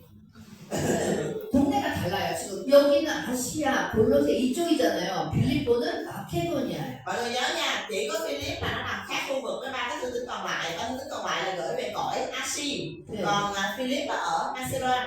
그래서 같은 옥중 서신이지만 빌레몬, 골로새, 에베소는 세 개가 한 묶음이고 빌립보서는 성격이 다르다. Cho nên mọi người hiểu nha, cùng là 4 cái sách này đều là thư tín trong tù, nhưng mà Epheso, Colosse và Philemon là nó chung một khu vực cho nên nó chung một tính chất, còn Philip thì nó hơi khác một tí. 빌립보에는 루디아 자제 옷감남사 예. 중심으로 여자들 중심으로 교회가 세워졌잖아요. Hội thánh Philip là được thành lập tại nhà của nữ doanh nhân thành đạt Lily đúng không ạ? Cho nên là các bà Lily là bà phụ nữ mà, nhưng hội thánh của bà là giống như kiểu một cái hội phụ nữ vậy đó, chủ yếu là phụ nữ. 그리고 데살로니가 교회, 고린도 교회 이런 거 세울 때 많이 도와줬어요. Và toàn là nữ doanh nhân thành đạt không, mà thành ra là mấy cái hội thánh mà Thessalonica hay là hội thánh Corinto mà xây dựng á là lúc nào hội thánh Philip cũng hỗ trợ về mặt tài chính hết. 그래서 고린도 후서 이런 데 보면 나 빌립보에서 돈 받았지 너네한테 돈 받은 거 하나도 없었다 이런 얘기 기억나시죠? Mọi người nhớ khi mình học Corinto nhiều hôm qua Phaolô nói gì ạ? Tôi không nhận tiền của anh em đâu, tôi có một người không ủng hộ bên kia rồi, chỉ có lại tin chuyển khoản thì Philip ạ. 그런데 이 빌립보 교회가 이제 한동안 이 후원금을 조금 안 보냈었나 봐요. Philip. Nhưng mà hình như là trong các thông tin Philip mình sẽ thấy là dường như có một khoảng thời gian là Philip chưa gửi tiền, thì cái tiền mà hỗ trợ hội thánh. 그러다가 이번에 로마 감옥에 갇혔을 때 돈을 보내준 거죠. Cho nên trong đợt này khi mà Phaolô ở tù ở Roma thì họ mới gửi tiền qua. 이때 돈을 보내서 같이 왔던 사람이 누구냐면 에바브로 디도예요. Dạ. Ở đây tập trung nè. Thì cái người mà hội thánh Philip sai đem tiền rồi đem đồ ăn thức uống quần áo này nọ qua cho Phaolô tên là Epaphroditus. 자, 골로새 교회의 개척자는 에바브라. Đừng có lộn hai ông này nha, người thành lập hội thánh Colosse lúc nãy là Epaphras. 그리고 빌립보 교회에서 돈 가지고 간 사람은 에바브로 디도. Còn cái anh mà chỉ có chuyện cầm tiền cầm đồ qua cho ông Phaolô đó là Epaphroditus. 저 이름이 비슷하지만 달라요. Hai cái tên này là trong tiếng Hàn mà nó giống nhau lắm luôn. Nhưng mà tiếng Việt của mình thì cũng còn hơi khác. 근데 이 동갑받던 에바브로 디도가 로마에서 죽을 뻔해요. 아파서. Nhưng mà cái anh Epaphroditus này là anh cầm tiền qua tới Roma, qua tới là bệnh luôn, qua tới đây cái bệnh gần chết luôn, bệnh nặng thôi thóp luôn. 그래서 바울이 걱정하지 마라. 에바브로 디도가 죽을 뻔했지만 지금 다시 건강하게 다시 회복을 했다. 그래서 에바브로 디도 편에 이 편지를 다시 보내주는 Cho 거예요. nên đó là trong cái thư tín Philip mà người ta thấy một khúc lòng Phaolô nói là đừng có lo về Epaphroditus, tại vì ảnh bệnh đúng anh bệnh nhưng mà anh khỏe rồi và tôi sẽ kêu ảnh đi về, và cái người mà cầm lá thư Philip về lại hội thánh Philip chính là cái anh Epaphroditus này. 그럼 편지 내용은 뭐냐? 너네 당신네들이 나를 돈을 좀 자주 보내줘서 참 고마웠는데 요즘에 한동안 뜸했다 이런 얘기를 해요. Dạ, thì cái nội dung của thư tín Philip đó là cảm ơn anh em, là anh chị em là luôn luôn là hỗ trợ tôi về tài chính hay gửi tiền cho tôi, nhưng mà thời gian vừa qua là thấy sao hơi chậm trễ nha, ví dụ gửi tiền nó chậm trễ nha. 근데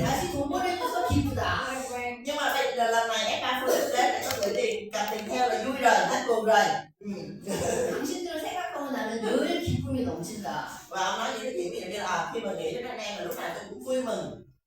그래서 빌립보서 이러면요 기쁨의 편지라는 별명도 있대요. Và cho nên là có thư tín Philip có một cái biệt danh đó là bức thư của sự vui mừng. 근데 유오디아와 순두개는 싸우지 마세요. Ludia 유오디아와 순두개, 유오디아와 순두개. Itaka là thế nào rồi? Nhưng mà trong đó có hai người mà ông nói là đừng có tự lộn nữa. Đoạn 4 câu 1 Evody và Syntyche. Ai là Evody và Syntyche? Trong dòng này có ai không? Đừng có tự lộn nữa. 싸우나 봐 맨날. Chắc hai người này suốt ngày qua đi tự cãi lộn quá. Chắc chị Ngọc Anh với Luận quá. Cãi lộn bài, đừng cãi nữa. 근데 이 두 여자가 그래도 바울과 함께 하는 신실한 동역자인 한 거예요. Dạ xin lỗi hai người phụ nữ là hai nữ. Nãy mình nói rồi, anh Philip là chủ yếu là phụ nữ ha, thì hai cái cô này đó là hỗ trợ Phaolô rất là hết mình, nhưng bị cái là hai bà tự lộn thôi. 원래 신실한 동역자는 싸워요. 싸우기는. Nhưng mình thấy là gì vậy? Dù là nhân sự cứng cựa đi nữa để tự lộn thì vẫn tự nhau. 바울과 베드로가 싸웠죠. 바울과 베드로 싸웠죠. 뭐 괜찮아요. Mấy ông sứ đồ mà tự lộn Phaolô, tự Phêrô, Phaolô, tự Barnabas, nói gì chứ đồ thường, sao đó tự tự. 그 유오디아와 순두개는 싸우니까 싸우지 마라. 사이를 지내라. Cho nên là tới mức mà ông Phaolô ba cái thư cũng phải dặn hai cô làm ơn đừng tự lộn. Làm người đi. 자, 그 다음에 이제 22절 살짝 끝에 보니까 로마 황실에 있는 사람들이 여러분에게 문안하세요. Dạ. Đoạn 4 câu 22, cho đến đoạn 4 câu 22. Hết thảy các thánh đồ chào anh em, nhất là về người nhà Caesar. 자, 그럼 이제 우리 빌립보서를 한번 확인해 봅시다. Rồi bây giờ mình mọi người mở Philip ra đi ạ. Mình cũng sẽ cùng kiểm tra kinh thánh Philip. 자, 빌립보서 1장 1절에도 보니까 여기도 바울과 디모데예요. Rồi Philip đoạn 1 câu 1 vẫn là Phaolô và Timôthê viết thư. 근데 참 특이한 게 있어요. 바울이 에베소서, 고린도서 뭐 이런 데는 나 사도다 이래요.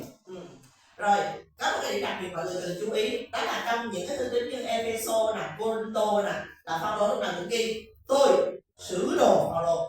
그런데 Tôi Phaolô sứ đồ. 빌립보에는 난 주의 종이다 이래요. Nhưng mà trong Philip thì tự nhiên cái ông Hạ giọng ông nói Phaolô tôi tớ của Chúa Giêsu Christ. 그때 다르죠. Tôi thấy là nó hơi khác, cái giọng văn nó hơi khác. 자, 3절, 1장 3절 보니까 여러분을 생각할 때마다 너무 감사하고 기쁨이 넘칩니다. Và câu số 3 nói là mỗi lần nghĩ đến anh em là tôi vui trong cái bụng, vui và tôi cưng. 8절 보니까 내가 얼마나 여러분이 그리운지 하나님이 내 증인이다. Và câu 8 ông nói có Chúa làm chứng, tôi nhớ anh em lắm luôn. 자, 그 다음에 이제 13절 보니까 내가 그리스도를 위해서 감옥에 갇혔다. Và câu 13 hay là cái câu này mà người ta mình biết là thư tín này được viết ở tại Roma trong khi mà ông đang bị giam giữ. Ông nói là tôi đang bị tù chịu xiềng xích. 옥중서신이라는 뜻이죠. Có nghĩa là Philip là thư tín trong tù. 자, 그 다음에 1장 26절 보면 내가 다시 여러분에게 가게 되면 여러분의 기쁨이 넘친다 이런 말이 나와요. Câu 26 ông nói là khi nào nếu mà có cơ hội mà tôi được về lại với anh em á, anh em sẽ rất là vui. 이건 뭐냐? 아, 이제 감옥에서 석방될 수도 있겠구나 하는 거예요. Và điều này chúng ta thấy là có lẽ là khoảng thời gian này là Phaolô nhận được cái tin là có khả năng là ông sẽ được thả ra. 자, 그 다음에 2장 5절. Đoạn 2 câu 5. 네. 자, 예수님과 같은 마음을 가지세요. 이런 얘기하죠. Hãy có cùng một cái tấm lòng, một cái tâm tình giống như Chúa Giêsu Christ. 네. 이 얘기는 빌립보 교회도 상당히 수준이 높구나 이럴 수 있어요. Khi mà nghe cái câu này mọi người có thể hiểu là hội thánh Philip cũng là một hội thánh có cái mức độ tăng trưởng thuộc linh cao nha. 자, 그 다음에 2장 19절 보세요. Rồi đoạn 2 câu 19. 주님이 원하시면 나는 디모데를 여러분에게 보내려고 합니다. Ông nói là nếu mà Chúa cho phép thì tôi muốn sai Timôthê đến với anh em. 네, 그러면서 디모데는 나랑 같은 마음인 사람은 디모데밖에 없다. 22절 보니까 디모데는 정말 인품이 훌륭한 복음 전도자다. 이런 얘기하고 있어요. Dạ và ông giới thiệu về Timôthê, ông nói là Timôthê là cái người mà cùng một tấm lòng với tôi. Timôthê là một thầy truyền đạo rất là tuyệt vời. 그래서 앞으로의 바울의 계획을 우리가 엿볼 수 있어요. Sau đó mình sẽ thấy được cái kế hoạch. Mình trong phần này mình thấy được cái kế hoạch của Phaolô. 네, 그리고 24 4절 보면 나도 곧 여러분에게 가게 될 거라고 주말에서 확신한다. Dạ. Câu 24 ông lại nhắc lại cái việc đó là ông tin nhưng mà ông nghĩ là ông sẽ có cơ hội quay trở về Philip. 그러니까 여기서도 뭐예요? 석방 예감이죠. Có nghĩa là ông dự cảm được là ông sẽ được phóng thích. 그리고 25절 보니까 에바브로디도 얘기를 합니다. Câu 25 ông nhắc đến Epaphroditus. 여러분에게 다시 보내려고 해요. Dạ. Tôi sẽ đưa sai Epaphroditus về với anh em. 여러분이 그를 그리워하고 걱정하고 있는 거 압니다. Tôi biết là anh em rất là lo lắng cho Epaphroditus. 병들어서 죽게 됐는데 하나님 불쌍히 여기셔서 살려주셨습니다. Tại vì người mắc bệnh gần chết nhưng mà Đức Chúa Trời đã thương xót người và cho người sống lại. 그래서 28절 보니까 서둘러 걔를 에바브라디도를 보내겠다. 네, có hai 걱정 안 하게 하겠다. 28 Phaolô nói là biết anh em lo lắng cho nên tôi sẽ sớm sai Epaphroditus về để anh em gặp người đó, để anh em gặp Epaphroditus rồi anh em bớt lo. 30절 보니까 여러분을 대신해서 나를 도우려고 위험을 무릅쓰고 이 그리스도를 하다가 죽을 뻔했다. Dạ, câu 30 đó nói là vì công việc của Đấng Christ mà người đã gần chết liều sự sống mình để bù lại các việc mà chính anh em không thể giúp tôi. 그러니까 우리가 신앙생활을 하면서 그러니까 바울같이 사람만 정말 유명한 게 아니고요. 이런 사람 한 사람 한 사람이 다 소중한 그리스도의 사람들이구나. 이 생각이 듭니다. 저는. Thì khi mà tôi đọc đó tôi nghĩ thế này là không phải là không cần phải vĩ đại nổi tiếng như Phaolô mới được gọi là người của Đức Chúa Trời. Những cái người như Epaphroditus, những người mà làm công việc của Chúa rồi bị bệnh khó nhọc như thế này đều là người của Đức Chúa Trời. 저는 가끔 어제도 그랬지만 여러분을 보면서 여러분 한 사람 한 사람을 보면서 아 하나님이 이분들을 통해서 베트남을 뒤집으시겠구나 이 생각이 들어요. Và thỉnh thoảng khi mà tôi đến dạy tôi nhìn mọi người giống như hôm qua đến tôi gặp mọi người tôi nghĩ wow chắc Đức Chúa Trời sẽ làm những cái việc chấn động đất nước Việt Nam thông qua những người này. Amen. 네, 여러분이 에바브로디도고 여러분이 에바브라고 여러분이 유오디아고 여러분이 스두게고 여러분이 루디아인 거예요. Thì tại vì ở đây là có những Lydia nè, có những Epaphroditus nè, ở đây có những Ephra nè, rồi có hai cái bà chịu lộn nữa, ở đây có những Hebrew nè, Syntyche nè. 자, 그 다음에 3장으로 넘어가 봅시다. Rồi mình qua đoạn 3. 여기도 지금 이 합리주의자들이 들이닥치고 있다라는 경계를 하고 있어요. Và ở đây thì Phaolô cũng có cái lời cảnh báo là hãy cảnh giác với những giáo sư giả. 3장 2절 보면요. 하여튼 이 바울의 과격한 표현이 또 있어요. Và mình xem đoạn 3 câu 2 mình thấy tự nhiên ông đổi giọng liền nè. 포피를 베어서 할례한 걸 자랑하면서 악을 행하는 이 개 같은 자들을 주의하세요. 이래요. Coi chừng mấy con chó, coi chừng là những kẻ làm công gian ác, hãy coi chừng các bì giả. 아주 개 취급을 하는 게 아니라 사람 취급도 안 해요. 이게 개 같은 것들을 주의하라. 이렇게 얘기해요. Và Phaolô gọi là dùng một cái tên gọi rất là nặng dành cho những người này là những cái người mà gọi đồ như chó vậy đó là 그래서 고린도후서 12장에서 자기가 이 하나님의 일꾼으로 얼마나 성실하게 살았는지 막 고생 목록 자랑했잖아요. Dạ mình nhớ trong Cô-rinh-tô gì đoạn 12 Phaolô có liệt kê một loạt những cái sự khổ cực mà ông phải chịu trong cái đường mà ông ra giải phúc âm. 근데 그런 사람들과 달리 난 이렇게 주님을 위해서 여러분에게 헌신하는 사람이니까 나를 믿어라 하는 내용이 여기 꺼나와요. Thì ở chỗ này cái nội dung tương tự như vậy Phaolô nói là tôi đã khó nhọc vì anh em cho nên anh em đừng có nghe những cái lời xúi dục của những cái kẻ đạo đức giả tiên tri giả đó, những cái các vị giả đó mà xui theo họ. 몸에 따르는 할례가 아니라 마음에 하는 할례가 더 중요하다.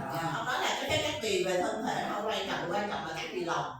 그래서 4절 보니까 나도 육적이고 자랑할 수 있다 이런 입고하고 있어요. Và câu 6 ông nói là vì nếu như nó khoan khoan về xác thịt này tôi cũng có nhiều thứ để khoan khoan đó.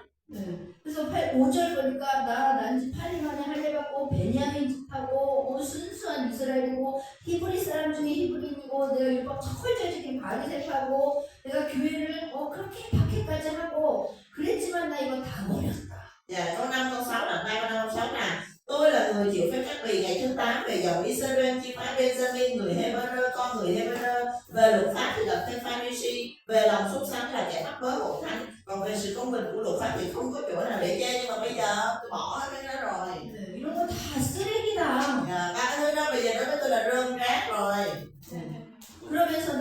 예수님 앞에 상 받으려고 Và 달려간다가 ông nói là bây giờ tôi chỉ có chạy để giật giải của Chúa ban cho thôi. 그게 이제 12절 14절이죠. Câu 12 câu 13. 그 다음에 4장 2절 보니까 유오디아와 순두께 싸우지 마라 이런 얘기. Sau đó qua đoạn 4 là 4 câu 2 là Ebody với lại Syntyche đừng có cãi lộn nữa nha. 네, 이 10절 4장 10절 보세요. Rồi đoạn 4 câu 10. 여러분이 나에 대해서 다시 관심을 갖게 돼서 나 기뻐요. Tôi rất là vui mừng trong Chúa vì nay anh em đã lo lắng cho tôi. 여러분이 나를 물질로 돕겠다는 생각은 있었지만 그럴 기회가 없었잖아요. Dạ bởi vì anh em vẫn muốn chăm sóc cho tôi nhiều nhưng mà không có dịp để gọi là gửi tiền gửi đồ trong đó. 네, 이거 돌려서 말한 거예요. Dạ lúc mà Phaolô nói cái chuyện tiền bạc này. 니네가 나 돈 좀 많이 주려고 그랬는데 마음은 있었지. 그렇지만 못 준 거잖아 한동안. Ý ông nói là gì? Thời gian qua tôi biết là anh em có cái lòng cũng muốn giao thiệp cho tôi nhưng mà không có gửi được đúng không? Chưa gửi được đúng không? 14절. 그렇지만 여러분이 어려움 당하고 있는 날 도와준 거 진짜 잘한 거야. Dạ ông nói là tôi đã tập rồi, tôi có thể thỏa lòng trong mọi hoàn cảnh.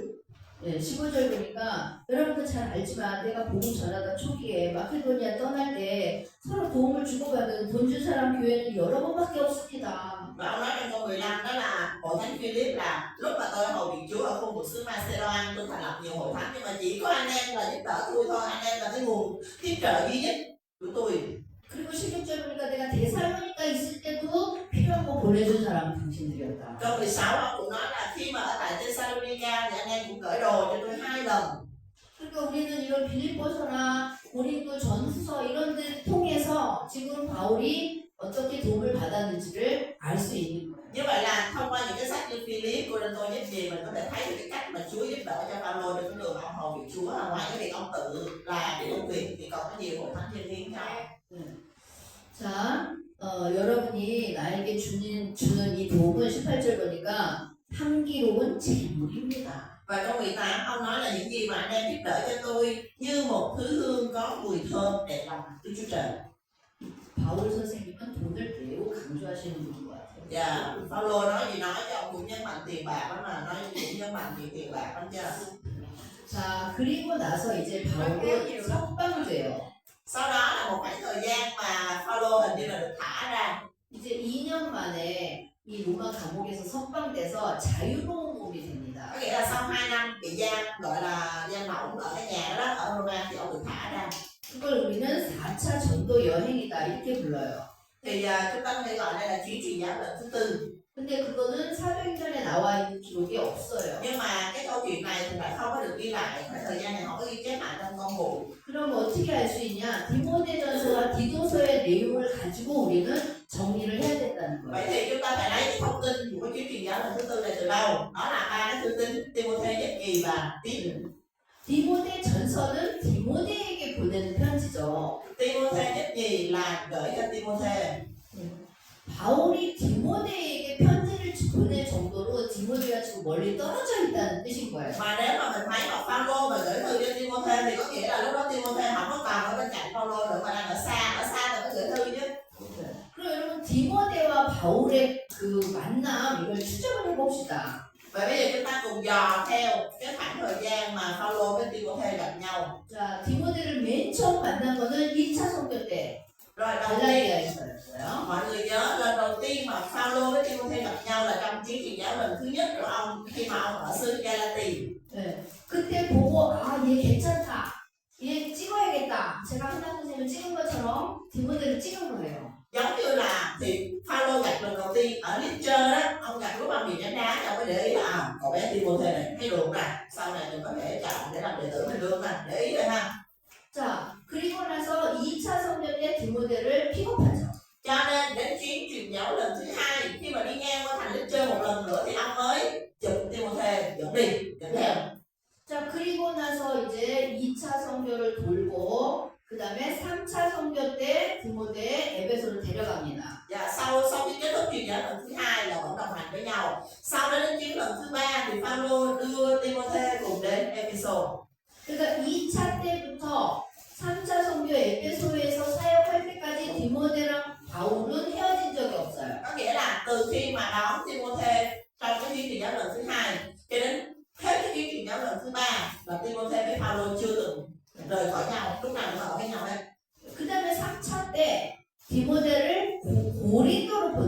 고린도. Nhưng mà mọi người nhớ là khi mà 3 năm Phaolô ở lại Ephesos đó thì Phaolô có sai Timôthê đi qua Corinto. 그런데 지금 디모데를 에베소에서 목회해라 이런 내용이 디모데 전서인 거예요. Ephesos. 에베소. Nhưng mà ở trong thư cái lá thư Timôthê nhất gì á thì mình thấy là dường như là Timôthê đang là người trang bày ở hội thánh Ephesos. 그 얘기는 3차 선교 이후라는 얘기예요. Có nghĩa là sau chương trình dẫn lần thứ 3. 이때 고린도에 보내고 나서 이 빌립보에서 고린도 후서 쓸 때도 디모데가 같이 있었잖아요. Mà hồi nãy mình có nói rồi, khi mà Phaolô mà lòng bất an mà ông đi lên Philip rồi ông ngọc lại tiếp rồi ở đó ông viết cái thư tín Corinto gì á thì cái lúc đó có Timôthê nữa, Timôthê với Tít cùng đi với nhau. 그런데 이 디모데에게 에베소 교회 문제 생겼으니까 네가 가서 수습해라 이런 뜻이거든요. Như vậy là có thể là Phaolô sai Timôthê đến hội thánh Ephesos để giống như thực tập làm thầy truyền đạo kiểu như thực tập ở Ephesos. 그럼 이거는 언제지? Thì câu hỏi của mình đặt ra là từ lúc nào mà Timôthê lại ở Ephesos? 3차 선교 때도 마무리하고 예루살렘 갈 때도 디모데는 계속 바울과 같이 다녔고 그 다음에 옥중서신 쓸 때도 디모데는 같이 있었던 거예요. Dạ. Tại vì mình thấy là sau khi hoàn thành cái truyền giáo lần thứ 3, Timôthê vẫn ở với Phaolô. Rồi đến khi mà đi qua Roma, tại vì mấy cái thư tín trong tù nãy giờ mình xem vào là gì ạ? Phaolô và Timôthê, Phaolô và Timôthê. Tức là Timôthê vẫn ở bên cạnh Phaolô. Ở Roma cũng vậy. 근데 여기 디모데전서 1장을 보면 마케도니아로 간대요 바울이. Nhưng mà mình xem ở trong 3절. Timôthê thứ nhất là 1 câu 3 thì mình thấy là Phaolô đi đến Macedonia. 마케도니아로 가는데 너는 에베소로 가라 이 얘기거든요. Ở trong là 1 câu 3 Timôthê nhất ông nói là ta sẽ đi qua xứ Macedonia, còn con thì ở lại ở Ephesos. 그건 옥중서신 이후일 수밖에 없다 이렇게 결론을 내린 거예요. Thì người ta mới đưa ra kết luận đó là đây chỉ có thể là cuối chuyến truyền giáo lần thứ 3. 그러니까 바울은 마케도니아 가고 디모데는 에베소 간다 이거잖아요. Có nghĩa là khi mà Phaolô từ Ephesos đi về Macedonia á, thì là Timôthê ở lại Ephesos. 그러니까 우리가 아까 옥중서신 빌립보서 읽을 때 내가 여러분에게 갈지도 몰라요 가고 싶어요 이랬죠. Mọi người nhớ hồi nãy mình đọc Philip không? Ông Phaolô cứ nói đi nói lại là có thể là tôi có thể đến thăm anh em đấy, có thể là tôi sẽ quay lại thăm anh em đấy. Ông nhắc đi nhắc lại mấy lần. 그러면서 디모데 너는 에베소로 가라 이런 거잖아요. Mà ở trong Timôthê nhất thì Phaolô lại nói là bây giờ ta sẽ đi bước xứ Macedonia. Macedonia ở đâu? Philip. Thì ông mới nói là ta đi qua Macedonia, còn con thì đi qua Ephesos. 그래서 이게 4차 때다라고 학자들이 결정한 것 같아요. Cho nên các học giả người ta quyết định, cái này không xác định được ha, nhưng mà người ta nói là có thể đây là chuyến truyền giáo lần thứ 4 của Phaolô, tức là ông đi về Macedonia. 자, 그런 상황을 우리가 생각하고 디모데 전서를 보면은 이 내용이 무슨 내용이냐? 목회해라 이런 내용이에요. Thì với cái suy nghĩ này mình sẽ cùng nhau xem Timôthê nhất ha, và mình sẽ thấy nội dung của Timôthê nhất đó là con hãy trang bày, hãy chăm sóc hội thánh như thế này. 그래서 디모데 전서는 목회 서신이다. Cho nên là Timôthê nhất mình gọi là thư tín trang bày. 자, 그리고 디도서도 마찬가지예요. Và thư tín Tít cũng như vậy, 자, 이 디도는 바울이 1차 선교 끝나고 예루살렘 총회 갈 때, 수리안교에서 총회 갈 때 같이 갔어요. Tít đó là cái người mà sau khi kết thúc chuyến truyền giáo lần thứ nhất, Phaolô và Barnabas đi về Jerusalem để dự hội nghị, mọi người nhớ không? Thì lúc đó là xuất hiện Tít. 이방인이었어요. Mà Tít là dân ngoại, không phải người Do Thái. 언제 만난 사람인지는 알 수 없지만 Còn gặp nhau lúc nào thì không biết được. 이미 예루살렘 총회 때부터 바울과 같이 사역을 했고 Mình chỉ biết được là cái sau cái chuyến truyền giáo lần thứ nhất kết thúc, khi mà Phaolô và Barnabas về Jerusalem dự hội nghị là lúc đó Tít đã có rồi, Tít cùng đi về Jerusalem. 네, 근데 이 디도에게 바울이 나는 니고볼리에 가 있는데 너는 크레타 섬에서 일단 목회를 하다가 나에게 와라 이러는 거예요. Thì nhưng mà có một chỗ mình sẽ thấy anh ông Tít á, thì Phaolô có nói là chỗ kia nó gì á? 여기 니고볼리. Nicopolis, ta sẽ ở Nicopolis, ta sẽ đi qua Nicopolis, nhưng mà con thì hãy đến đảo Crete đi, và sau đó đó từ đảo Crete con quay con đi về Decapolis để gặp ta, Decapolis để gặp ta. 근데 지금 이 크레타 섬에 아볼로도 있고 세나도 있는데 이 사람들한테 숙식을 제공해라 이렇게 얘기하고 있어요. Dạ. Thì lúc mà tích đi đến Crete đó, là ở đó là các em có Apollo và Sena là hai cái người nhân sự khác của hội thánh. Thì Phaolô mới nói là nhờ hai cái người này là chăm sóc chỗ ăn chỗ ở cho tiếp. 여러분 아볼로가 언제 사람이냐? 3차 선교의 그 무렵의 사람이잖아요. 그 고린도전서 막 이때 막 왔다 갔다 했었잖아요. Mà Apollo là ai? Trong cái truyền giáo lần thứ 3. Và Apollo là cái người mà lúc thì Corinto cái chạy về Epheso, cái từ Epheso chạy qua chạy lại với Corinto cái Epheso đó. 그러면서 두기고를 너의 후임으로 보내겠다 이래요. 두기고. 네, 그 여기에 편지 3통 가져갔던 이 두기고를 너의 후임으로 보내겠다. Người 후임으로 너 대신 대신 Tito 후임. 디도 후임. Sau đó ở trong thư tín Tít á thì Phaolô lại nói thêm đó là Phaolô sẽ sai Tychicus làm cái người kế nhiệm Tít. 근데 여러분 이 두기고가 어떤 사람이냐면요. 아시아 교회, 에베소 교회 사람이에요. Mà Tychicus là ai? Tychicus là người của hội thánh Epheso ở khu vực cõi Asia. 그럼 에베소는 언제 개척했습니까? 3차. Như vậy hội thánh Epheso được thành lập lúc nào? Chỉ truyền giáo lần thứ 3. 그러면 3차 선교 이후에 등장한 두기고가 크레타 섬에 이제 목회를 하러 간다는 뜻이잖아요. Có nghĩa là Tychicus là người của hội thánh Epheso thì sau khi truyền giáo lần thứ 3 là được sai đến đảo Crete để hầu việc Chúa cùng với Tít ở đó. 네, 그래서 이런 여러 가지 정보를 통해서 보면 이것도 4차다 이렇게 보는 거죠. Và nhìn vào những cái thông tin này thì người ta lấy cái thông tin đó ra để người ta làm thành cái chuyến truyền giáo lần thứ 4 của Phaolô.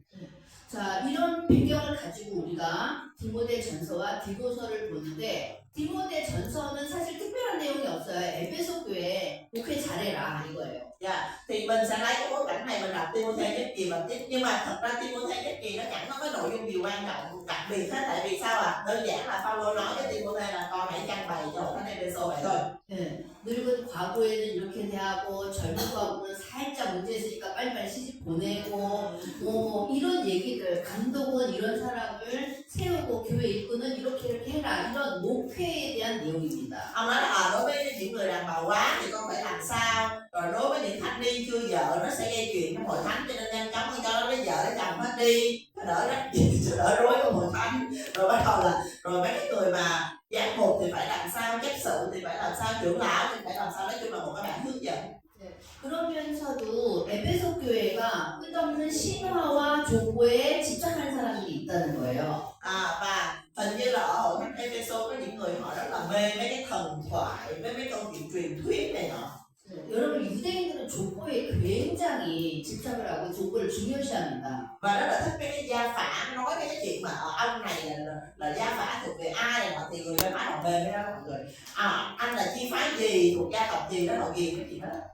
그러니까 에베소 교회도 그렇게 튼튼하게 흔들리지 않았는데도 여기도 이상한 사람들이 등장해서 괴롭히는 걸 우리가 알 수 있는 거예요. Cho nên mình có thể thấy được hội thánh Epheso đều là các cục vàng, nhưng mà vẫn có những cái vấn đề nhỏ nhỏ như vậy xảy ra. 그래서 이제 디모데에게 목회 서신을 보냅니다. Cho nên là Phaolô mới viết cái thư tín trang bày này gửi cho Timôthê. 그리고 이제 디도에게 보내는 편지가 아주 좀 특이한 게 많아요. 디도서는 같이 좀 봅시다. Nhưng mà cái thư Tít á, gửi cho Tít á thì nó khá là đặc biệt. Bây giờ mình mở ra Tít nè.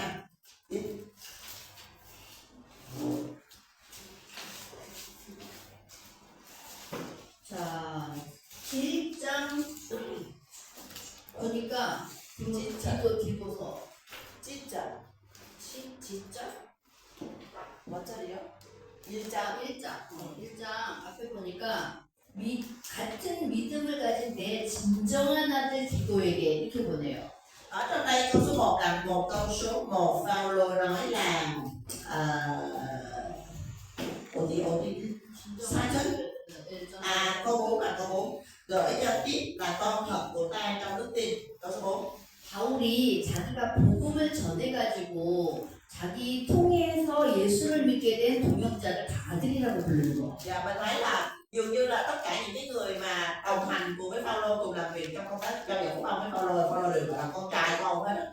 뭐 어쨌든 디도는 1차 선교 때 만났는지는 모르지만 어쨌든 상당히 초기에 만나서 사역을 했던 사람이에요. Thì mình không biết là Phaolô gặp Christ lúc nào, nhưng mà hình như là trong chuyến đi trả lời thứ nhất hay gì là đã gặp rồi. Nhưng nói chung là đây là một cái người mà hầu việc Chúa với Phaolô rất là lâu. 자, 5절 보세요. Câu 5, 내가 너를 크레타 섬에 남겨뒀다 이렇게 나오죠. ta để con ở lại Corinth.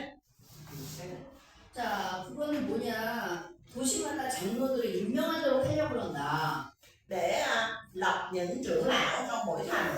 이거 뭐냐? 교회를 조직하게 하겠다 아니에요. Nghĩa là hội thánh ở đó chắc là vừa được thành lập nhưng mà chưa có tổ chức, chưa có người lãnh đạo, thành ra là Timothée mục đích ở lại để làm 그래서 gì 이 교회 조직 때문에 디도를 맡겨놨다라는 걸 알 수 있고요. thì cho nên mình thấy là Phaolô muốn tiếp ở lại đó là để thiết lập cái chế độ, cái tổ chức cho hội thánh. 자, 7절 보니까 감독은 어떤 사람이어야 되는지 좀 나와 있어요. Từ câu 7 là mình thấy là giám mục là phải chọn những người như thế nào. 여기 보니까 책망할 것이 없고 고집 부리지 말아야 되고 화를 내면 안 되고 술 좋아하면 안 되고 때리면 안 되고 때리기도 하나 술 먹고 돈 탐내면 안 된다 이런 얘기죠. Dạ ở đây mình thấy là gì vậy? Giám mục thì phải là không chỗ trách được, không kiêu ngạo, không giận dữ, không nghiện rượu, không hung tàn, tức là kiểu bạo lực á, không tham lợi.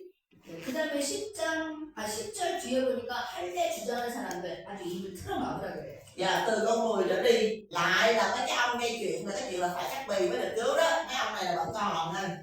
12절 보니까 지금 그 크레타 섬 출신의 철학자가 있어요. 시인이면서 에피메니다스라는 사람이 있어요. 예언자라고 나와 있어요. 12절 보니까. Câu 12 mọi người thấy là có một người trong bọn họ, tức là bậc tiên tri của họ. 그 사람이 뭐라 그러냐? 크레타 사람은 거짓말장이고 악한 짐승이고 먹기만 mà 하는 làm biến. Cái ông tiên tri này ông nói gì à? Người cơ rớt là hay xạo, thú dữ, ham ăn mà biết. Bởi vậy. 근데 사실이에요. Nhưng mà nói thiệt.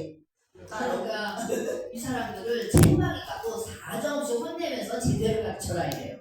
Và ông Phaolô nói vậy lời trên ấy quả thật lắm. Hãy quở nặng họ hầu cho họ có đức tin trọn lành.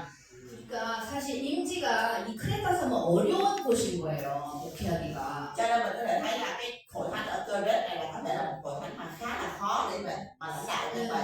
사람들이 거칠고 좀 힘든 거죠. Có nghĩa là cái dân ở đó là họ kiểu như họ ham ăn, họ làm biếng, nói chung họ có nhiều cái tính nó xấu, thành ra là phải sửa. 그런 데는 막 디도를 보내요.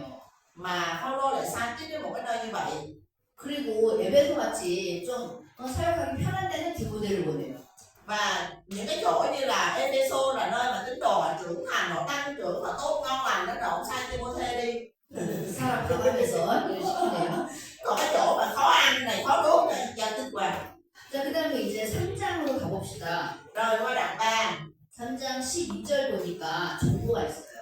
Câu 12 mình có một cái thông tin ở chỗ này. 아데마랑 두기고를 보내겠다.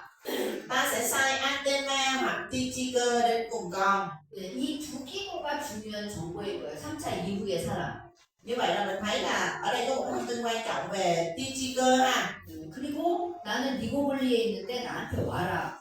Và còn ta thì ở thành Nicopolis, cho nên hãy mau chóng đến với ta. 그 다음에 13절 보니까 아볼로와 세나를 나한테 좀 보내고 그들에게 필요한 거 다 제공해줘라. Câu 13, con hãy lo liệu cho Sena là thầy dạy luật và Apollo để họ đến cùng ta. 예. 자, 이런 것들이 디도서에 있습니다. Như vậy đó là đây là thư tín. 자, 그 다음에 이제 디모데 후서는 언제냐? 바울이 또 갇혀요, 감옥에. Rồi tiếp theo là thư tín tiêu hay gì? Tiêu hay gì là khi nào? Lúc này là Phaolô lại bị bắt. 자, 이때는 언제냐?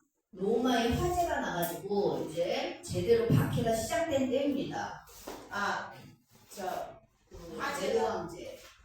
Đây là cái thời điểm nào à? Nếu ở tại thủ đô Roma có một cái trận cháy rất là dữ dội, cái câu chuyện này có thật trong lịch sử đó, có một cái vụ cháy rất là lớn và thời đó thời của hoàng đế Nero Nero.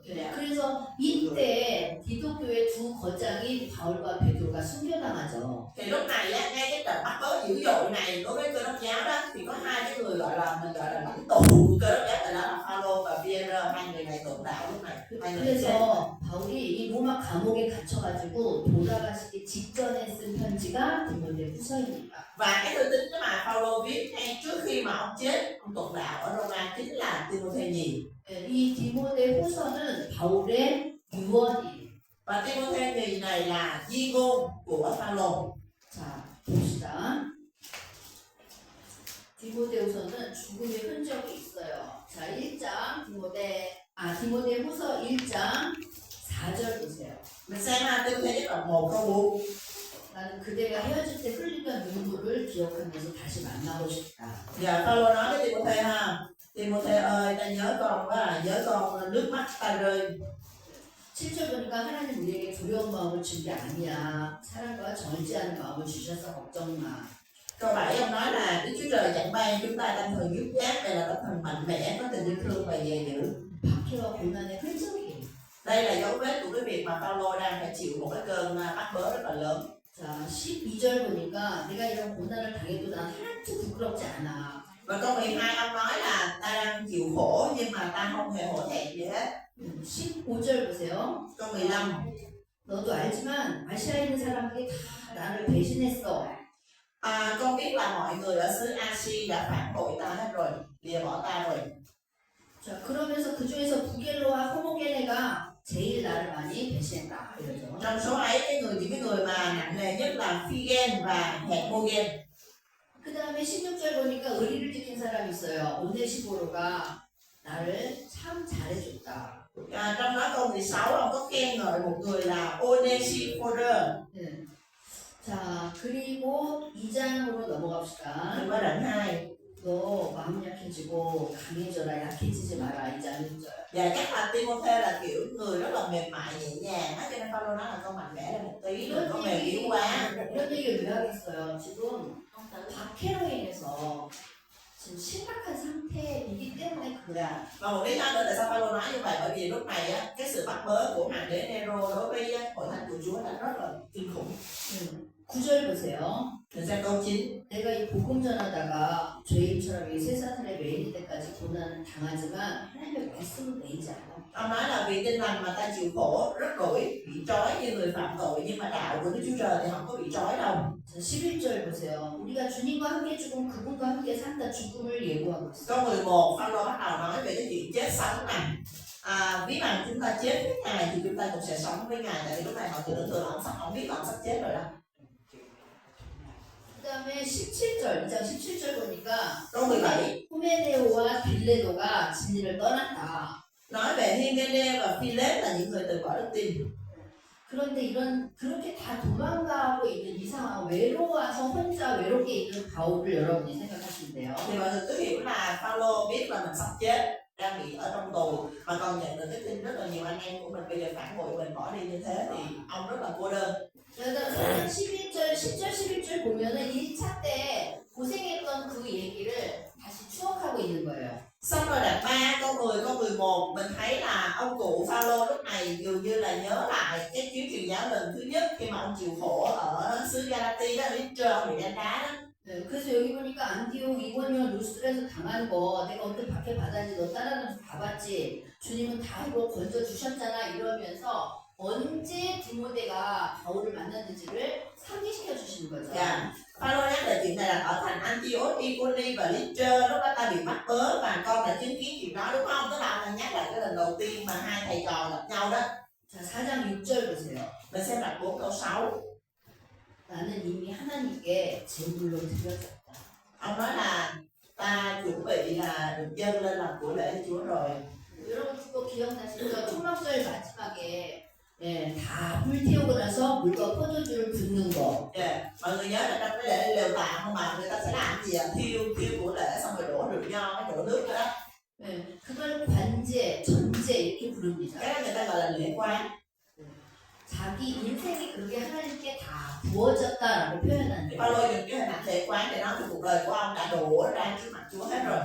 그리고 7절 보니까 내가 선한 싸움을 다 싸우고 내가 믿음을 지켰다. 이제는 면류관만 남았다. Và câu 7 ông nói là ta đã đánh trận tốt lành, đã xong sự dạy, giữ được đức tin, hiện nay chỉ còn là hảo triều thiên cho ta thôi. 죽음 앞에서 너무너무 당당하고 멋진 이 오무바. Mình thấy là ông cụ Phaolô trước khi chết vẫn rất là ngầu, vẫn rất là đường đường chính chính. 그러면서 9절 보니까 속히 나에게 와라. Câu 9 ông nói là Timôthê ơi, nhanh nhanh đến với ta đi. 네, 대만은 도망갔어요. 세상을 사랑해서. Đê-ma nó bỏ ta rồi. 그리고 그리스계는 부임지 갈라디아로 가고 디도는 달마디아로 가고 지금 누가만 있다. Ông nói là người này thì qua Cyrene, người này tiếp thì đi qua Damati rồi, chỉ có một mình Luca ở với ta thôi. 예, 그리고 마가 데리고 와라.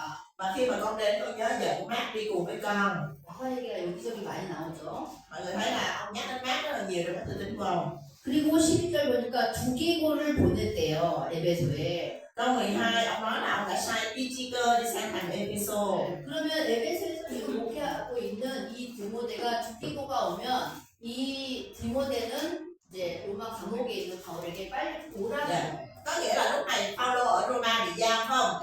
Timôthê đang ở Epheso thì Phaolô mới sai Tychicus qua Epheso thế chỗ cho Timôthê và ông bảo Timôthê là nhanh chóng đến Roma để gặp ông. 네.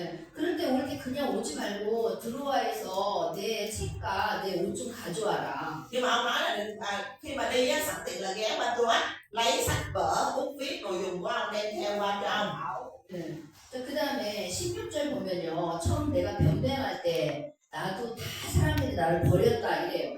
Ông nói là khi ta bên vực mình lần thứ nhất chẳng có ai giúp đỡ, hết thảy đều lìa bỏ ta, tức là ông biện hộ trước tòa lần thứ nhất á. 이게 박해받고 재판받을 때를 얘기하는데 그러나 그 사람들 버리지 않기를 나는 바란다.